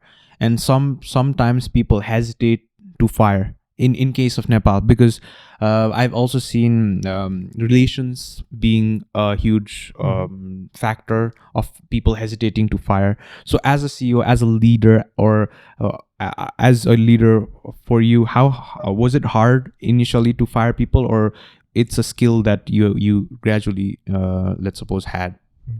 No, I mean, it's always hard. I mean, you're dealing with people, their emotions. I mean, you're basically affecting somebody's life. Yeah. So I think it's always hard. I mean, there's no doubt about that. But the thing that I tell myself, and one thing I think that we truly believe is, you're going to perform a lot better if you're massed in the right skill sets, right place, that is true to your abilities, but also your interests. Now, it so turns out that people sometimes are misplaced, because they feel like they want to do software, or like they have pressure from family, whatever, and really what they may want to do is something else. Okay, so what we want to be very objective of that, about that. So we tell people how they're performing. We are pretty blunt about that, and sometimes we tell them, like, look, you really have to improve your performance, or maybe this is not the right path for you. And what I've seen is, over the years, when you give that kind of blunt feedback to people, afterwards they either improve or they leave, and that's actually good for them. Even if they improve, or they find some other task that's actually better suited to their interest. So we're pretty, I mean, I would say we're ruthless about it, but at the same time, I mean, we really believe deep down that it's actually good for the people to give them constructive feedback. So coming from a security background myself, I was pretty interested in the security, let's suppose, field in Nepal. And I also want to know your opinion on what's the background or what's the situation here in Nepal as a leader. How do you see the security platform in Nepal? Okay. So, I mean, a little bit of background about what we do at Leapfrog. So we work with health tech companies in the US. So very often we're dealing with people's personal data, healthcare data, which is very sensitive. There are two aspects of data that's very important in the US. One is healthcare, and the other is financial data. So we work in a very sensitive field. So that there's a lot of guidelines about how you should treat that data. I mean, some of it is legislative. So if we mess that up, we're going to be in deep trouble. Some of that is reputational as well, because if we're found that we have leaked some data, that could be the end of the company. So I would classify this as one of the existential things for the company. So we're very, very serious about security. So what does that mean? How does it manifest in our company? Number one is everybody signs an NDA, non-disclosure agreement. What that means is, if they should leak any data, there's going to be repercussions for them. It could be legal, it could be financial, whatever that be. So that's one. Beyond that, there's a training for everybody. It's called HIPAA training. So HIPAA training is Healthcare Act around how you treat healthcare data. And we basically say, okay, what are you supposed to do? What are the data that are very sensitive, and you should know them, right? That's number two. Number three, as a company, we've gone through SOC 2 compliance.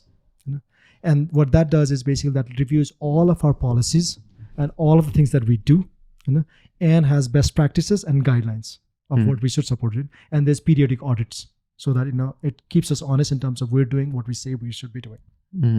So त्यो सबै कुराहरू छ हैन. So there's a lot of red tape पनि भन्नु, but we take it very seriously. For example, there was like तिम्रो चाहिँ healthcare information security training. I was the one person who was left, because I mean, for whatever reason, I was too busy or whatever. But I also tend to be at the top of the hierarchy, so they were like, I was taking my time with it. But then the person who was in charge for it started being very insistent about it. Like, if you don't do it within this date, we're in problem, and like, I have to flag you.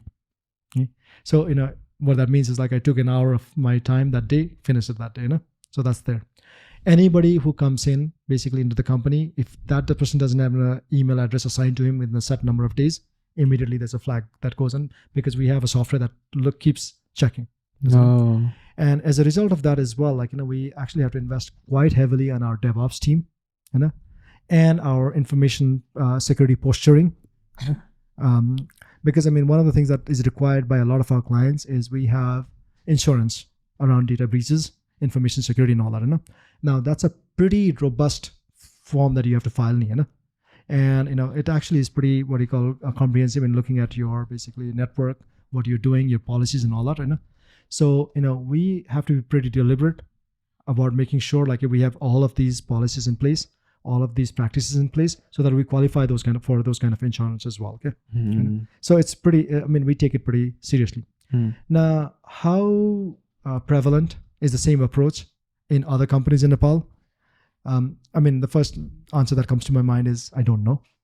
But I'm assuming people who work in the US and have a certain basically revenue size, they have to have the right information security posture, because it's demanded by insurance, by their clients, and vendor auditing is very common.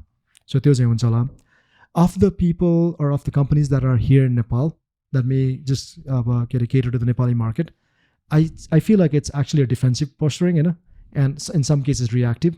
What I mean by that is, if there's a breach and Rashtra Bank comes and says, okay, you have to do this, I think they will go ahead and do that because they are required to do it.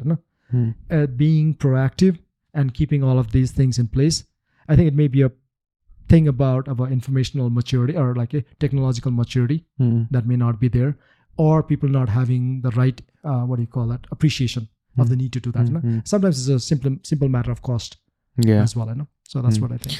I think a lot of companies in Nepal still don't take security seriously, in terms of also like a lot of shareholders might be like, is security necessary? They'll maybe question why so much money is going into the security, and then they don't quite realize how intensive this task is and how much costing it actually goes.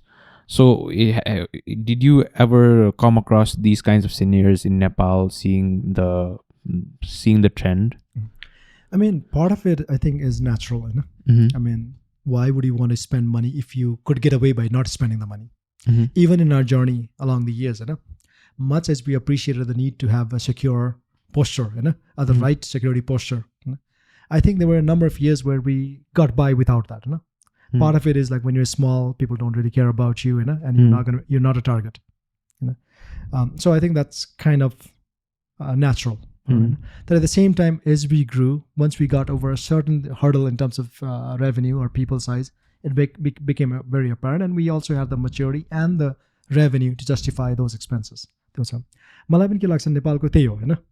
If you can get by without expending, everybody would rather not want to spend. And that's why I say there's not the appreciation for it as well.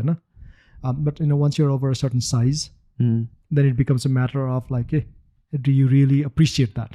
Bank they have the money to spend. I think it's more the leadership appreciation and right now it's basically I think the Rashtra Bank tends to be very heavy-handed in its approach. So they're like, let's wait for the Rashtra Bank to say we have to do it, and then we'll do it. So, while making a company or while growing a company, do you think like initially they might not have to focus on security that much, but there's like a threshold that they have to complete, and then maybe they'll start to, let's suppose, invest more in security? Is that the trend? I think that's always the case. Okay. Because unless you've raised a lot of money, where it justifies being that from day one, you're going to try to find, okay, you have a limited set of resources, which in this case is money, and where are you going to deploy it? You want to deploy it to where like basically produces revenue, that could be people or spending in the product, getting it on the market, and security becomes a second or an afterthought. Now once you grow to a certain level or a maturity by in terms of revenues, in terms of people, I think you will say, okay, now we need to invest in that.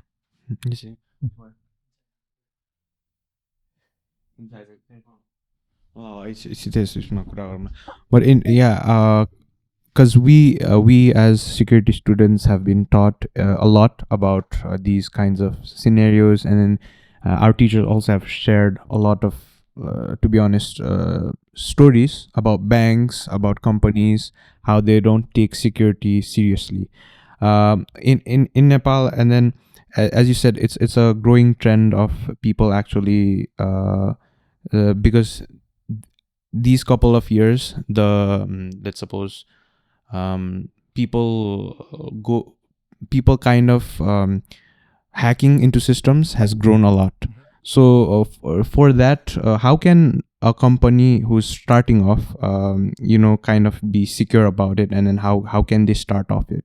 Okay, I think it's actually become a lot easier because there's actually models in place like you can emulate हामी सुरु गर्दा त actually still quite far off थियो. So for example, we use a software called Vanta that audits us periodically but also flags any inconsistency on what our rules and regulations are. And I don't know what we pay, but it's not a lot.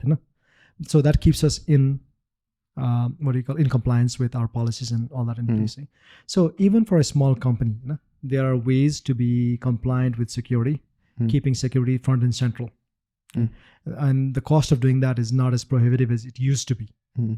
So I would encourage any company to actually talk with there are vendors that basically audit you for that, or they help you through that, even in Nepal, outside as well. Good thing is they actually have software in place which can actually scan your network, which can basically look at things like in any changes and say whether like you need to do anything differently or whether that is not in compliance with your policies. So मलाई त्यो अर्को कुरा के छ भने actually this came from a client of ours who is in the fintech sector.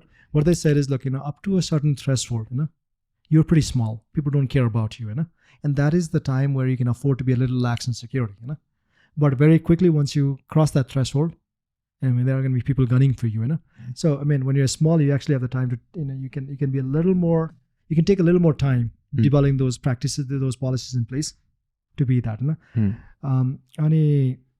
I would say talk to a consultant, which is what we did. I know there are consultants in Nepal, but for our case we actually talked with a consultant in the US, and they helped review our system, helped us basically build policies that helped us to be a better company from a security perspective.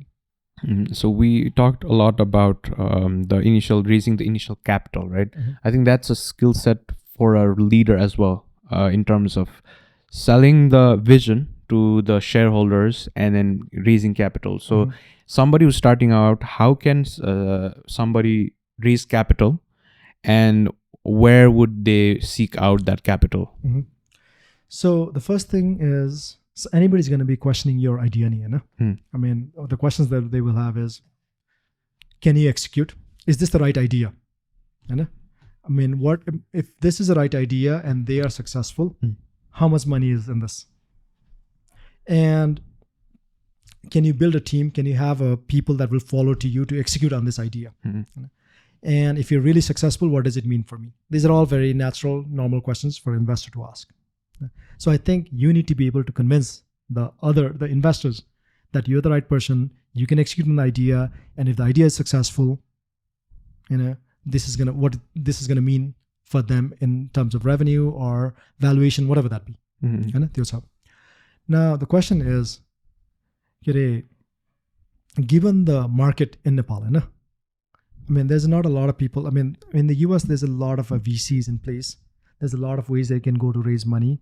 I think those intermediate players are not there in Nepal. So your best bet is either to go to your friends and family, or to high net worth individuals, and convince them of your idea. Okay, and I think that's where you need to sell your dream, you need to sell your charisma, and you need to sell your experience. The thing that I worry about somebody who's going into business right out of college is it's going to be, apart from the friends and family, it's going to be very hard for them to convince either a VC, private equity, or a high net worth individual that they are the right person for this idea.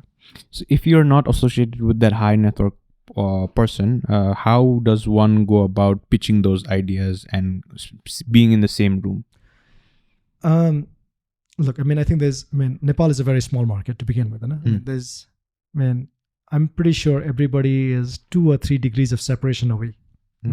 What I mean by that is, if so-and-so is very wealthy, I'm sure you can find ways to get to that person. If it's the right idea, everybody will give you the time of the day. Now, if they're not convinced for whatever reason, it may be your inexperience, it may be because the idea is not well thought out. They'll politely say, I'm not interested in this. I think I don't think the problem is getting in the room. I think you'll get in the room. The problem is going to be, given Nepal's context, market size, is your idea the winning one? And do you have it in yourself to lead a team to execute on that idea? I don't think people who are fresh out of college usually appreciate these 2 things. There's a dream of starting your company. It looks more sexy than, especially when you don't have to. You haven't completely worked on it yet. So I think there is always an aspect of people under judging the complexity of it, how hard it is. While you were pitching your ideas to the US market, was it any different from Nepali market? So I have 2 instances of doing this. One is when I started Leapfrog.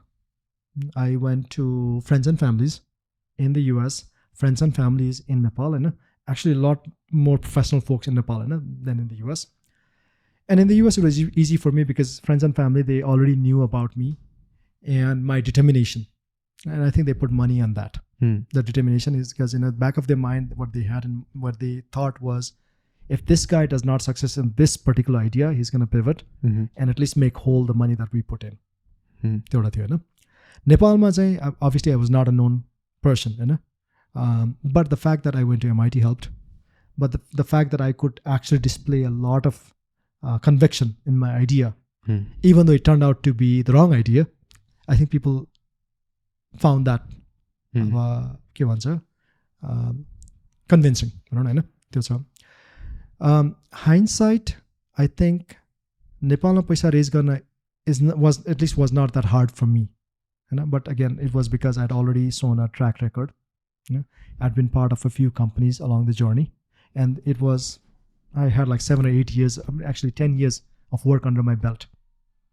So people found it convincing wise. But I also was appreciative of the fact that एउटा काम गरिसकेपछि पैसा उठाइसकेपछि I wanted to make sure they made money from me. So it's not like it probably would have been easy for me to say अब mobile banking काम गरेन 2 वर्ष पैसा काम गरेको, we're going to shut this down. Too bad. You guys put money in for mobile banking. It turned out Nepal is not, it's ahead of its time. You could make any excuses that you want to. But for me, what I wanted to make sure is we somehow got that money back for them. So when we pivoted towards the services, everything remained the same. And over the years, as we became more successful, either through dividends, through share buyback, we made sure our investors got a lot more money than they had put in back. Now, what does that mean is they have absolute confidence in me or in the team that we have. Bholi gएर कुनै काम गर्नु पर्यो and we want to do something else, I'm sure these people would want to put the money in because they've already seen that we're going to take care of them.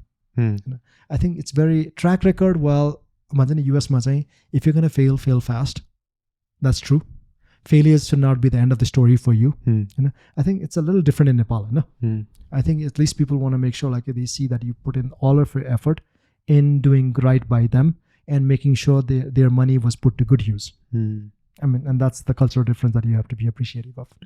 And while being in the same room, let's suppose, has it changed in terms of pitching your ideas when you were very early and now that you have the confidence and now you have the track record, has it changed? And how can somebody, can they learn something that will help them persuade the other person when they're in the room? Sure. Actually, I forgot the second part of the story. You go, Maya. So Nepal ko raising money when I was starting out, I told you, and how basically I wanted to make sure they got their money back or earned more than what they put in. The other thing is recently we were looking at an idea and we were looking to raise money not in Nepal, in the US. We're going to all the VCs and like pitching to them. In that case, I think, it was good and bad in certain sense. Good in the sense that they gave you the time of the day. They were very interested in the idea. They were asking all the right questions. And they were all looking at okay, how do we make this successful? So they're not looking. Even before whether they put the money or not. They wanted to bring their connections in and all that. I really believe, having worked like 14 years into Leapfrog, right connections and right VCs are very important if you really have a world-beating idea. So I think it's very important. Now that I look at it, is to go to some people who can connect you to the right people to make your product successful. And US people are looking at it from that angle. And when they see they can connect all the dots, they'll put the money in. So we pitched to a lot of VCs. It was a very formal pitch. They were asking a lot of tough questions. But again, I think they all looked into the track record that I had and my friend who were jointly pitching with there. Now the question that you asked is hey, is it any different if I were to raise money now? I'm a lot more confident now, because having one success under the belt, what I would call success, and having done this, having 5 or 6 people who would vouch for me in terms of putting the money in and getting more. I think there's a lot of people who look into that track record and say, okay, we cannot miss in this opportunity if this guy is leading it. So, a lot more confident, probably would put a lot more, basically, more valuation of the idea now because I have a lot more confidence going in. So that's there. Right? Tara, I think this confidence and this valuation or whatever I called it would not have been possible if I hadn't shown the track record of actually making money for my investors before. No. So that's why I say your first idea, I don't think it would be the last idea. Don't worry too much about valuation. Try to get some people in, make them, if you make money for them, they will be your biggest champion. Pretty interesting. I also want to touch up on the topic AI because that's the most hot topic in 2024 and moving forward, right? You said you started to catch up onto this idea. And then first of all, I want to ask, how did you initially start to grasp this topic? Because this is such a vast topic, right? Where did you start actually knowing AI? So I think AI is obviously fun. It's a very fundamental topic. I studied AI in my class days at MIT. I didn't do very well in the subject. So I think Aile Herdakiri is basically, okay, are you going to be an AI fundamentalist, as in somebody who is like a tech guy who understands, who does research in AI? That's one part. Or are you going to be a company or a person that basically leverages AI to do something better? I think we fall into the second category. We're not building technologies that are fundamentally changing AI itself. That's the OpenAI, that's the Anthropic of the world. For us, what is tools that people have built, tools that there's a wide adoption. We want to be the people that really know it well and can use it for the services of our clients. That's the second part. So that what that means is, can you deploy AI? Do you know all the constraints and the capabilities that it has? That's where we come in.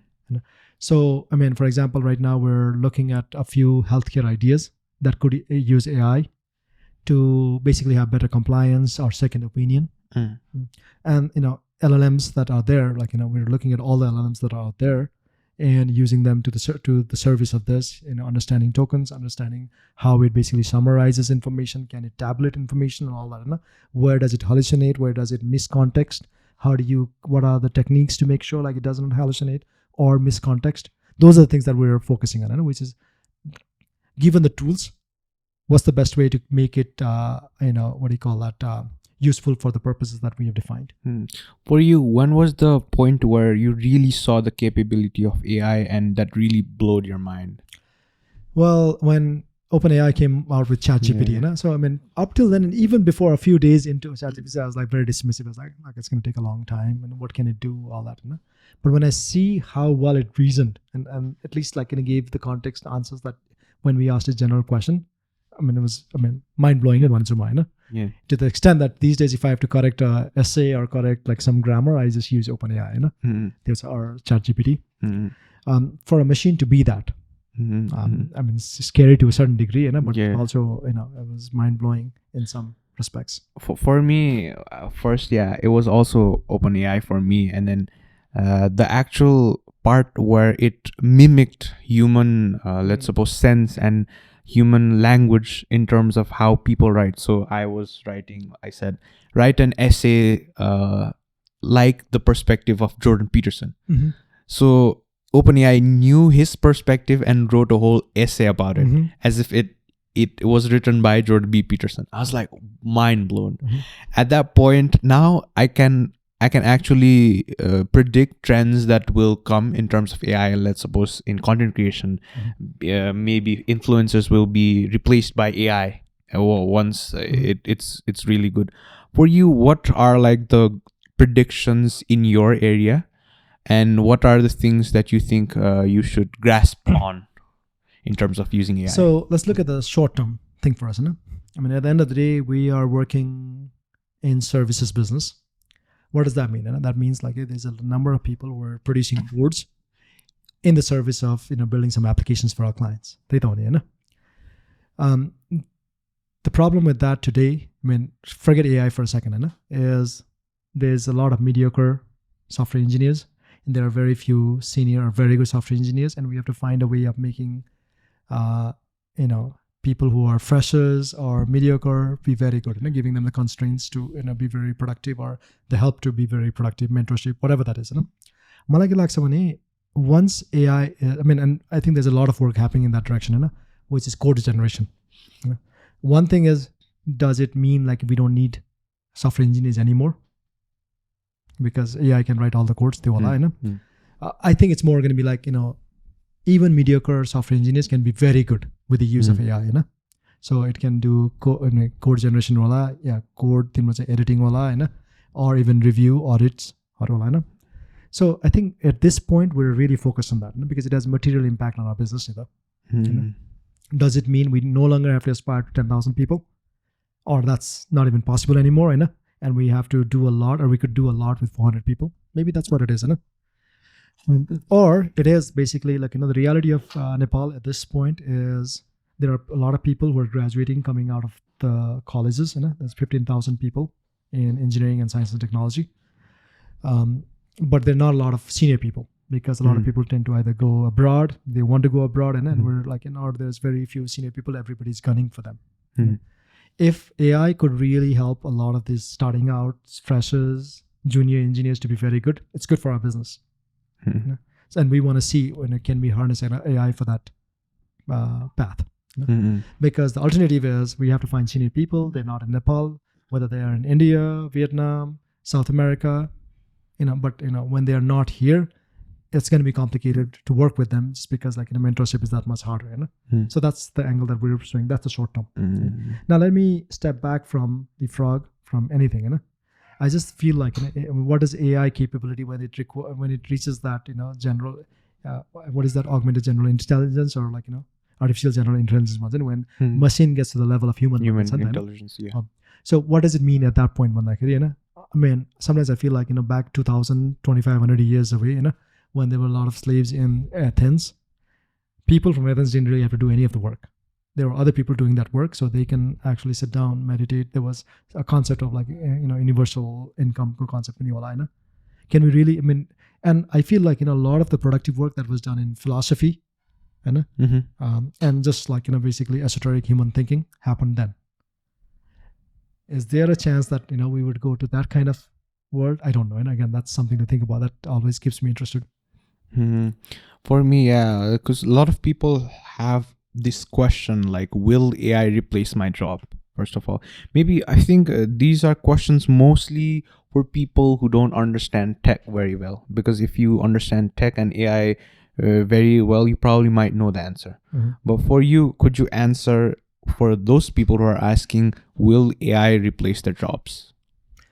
I mean, if like, for example, if you look, I mean, what is AI doing these days? And I mean, right now it's doing content creation, content editing, and all that. If you happen to be there, I think like it may be hard to justify your work, because AI is going to do it better than you've done, and because it has a lot more context, that's been fed a lot better context, and generally how machines work, they can do better than humans, what humans do, where machines cannot do, and I think AI is still going to struggle with its creative work, even that is being questionable these days, त्यो छ मलाई के लाग्छ भने if you look at the history of like how technology has come into place, computers, when they replaced all the Excel replaced all the spreadsheets and all that, the question was, are accountants going to be that important?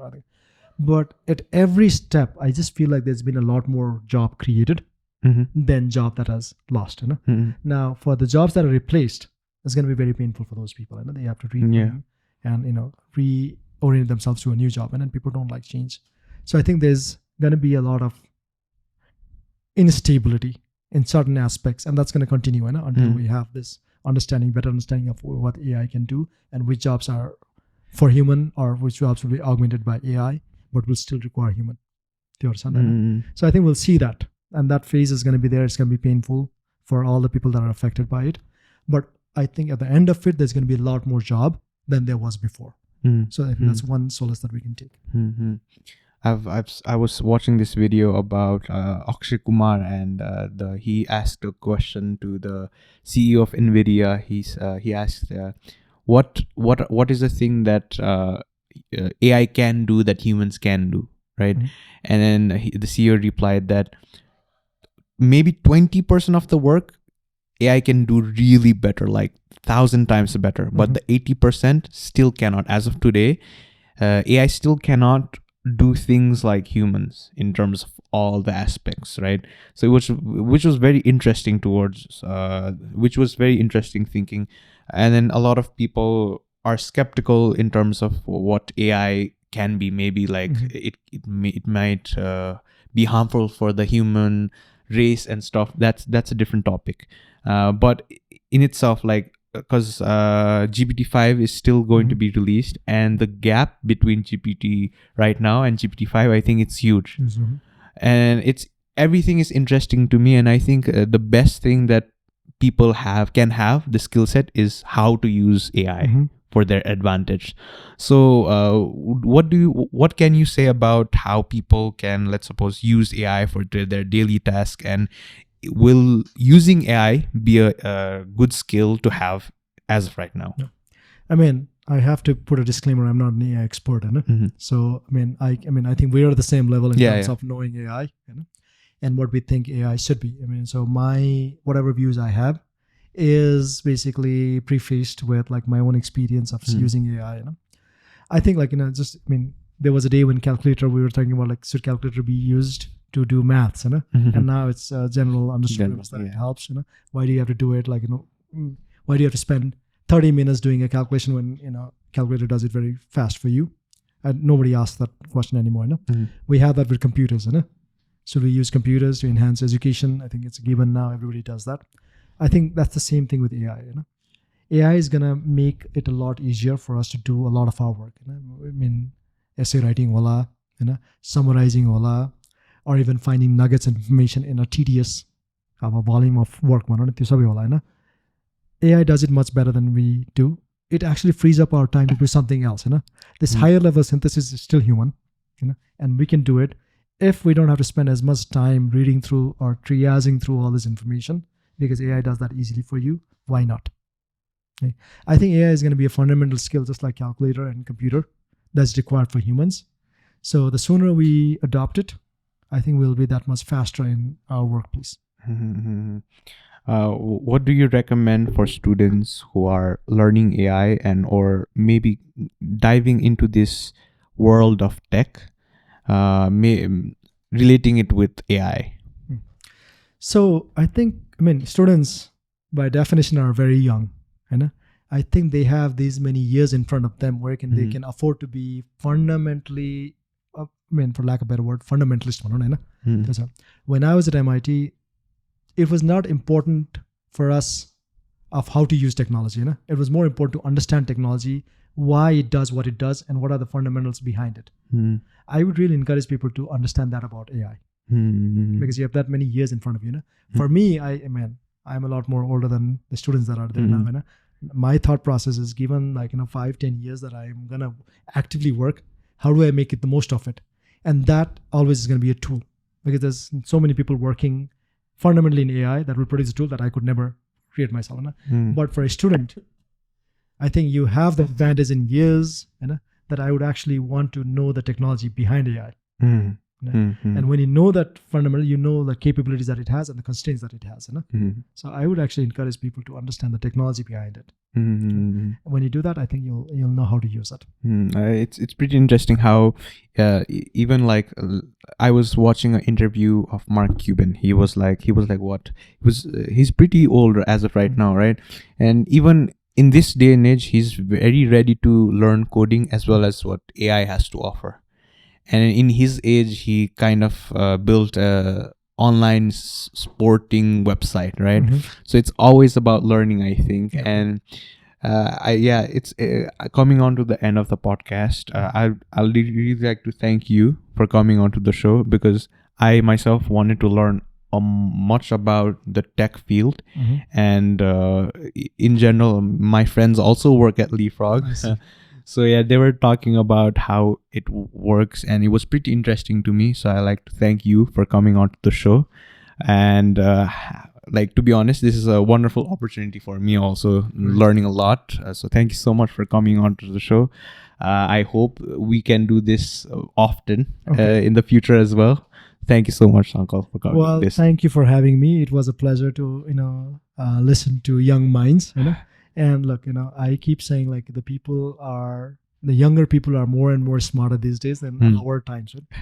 Part of it may be just because there is that much increase in brain power, but part of it is because of the exposure as well. So it is, if I were doing what you were doing at my age, I think I would be a lot further. Let me just put it that way, right? And the other thing I wanted to part with, right, is one advice that I've found very relevant to my life, As there's a guy who's recently passed away about a year ago, Charlie Munger Vanessa. He used to be, or he was the business partner of Warren Buffett. That guy, Charlie Munger, I found him like as a sage. And one thing that he said, which always has worked, has stayed with me, is if you go to sleep every day, knowing a little more than you started the day with, you'll be successful in life. Please, one thing that I want to impart with through all your audience is keep that in mind. Always be learning. Thank you so much. Thank you.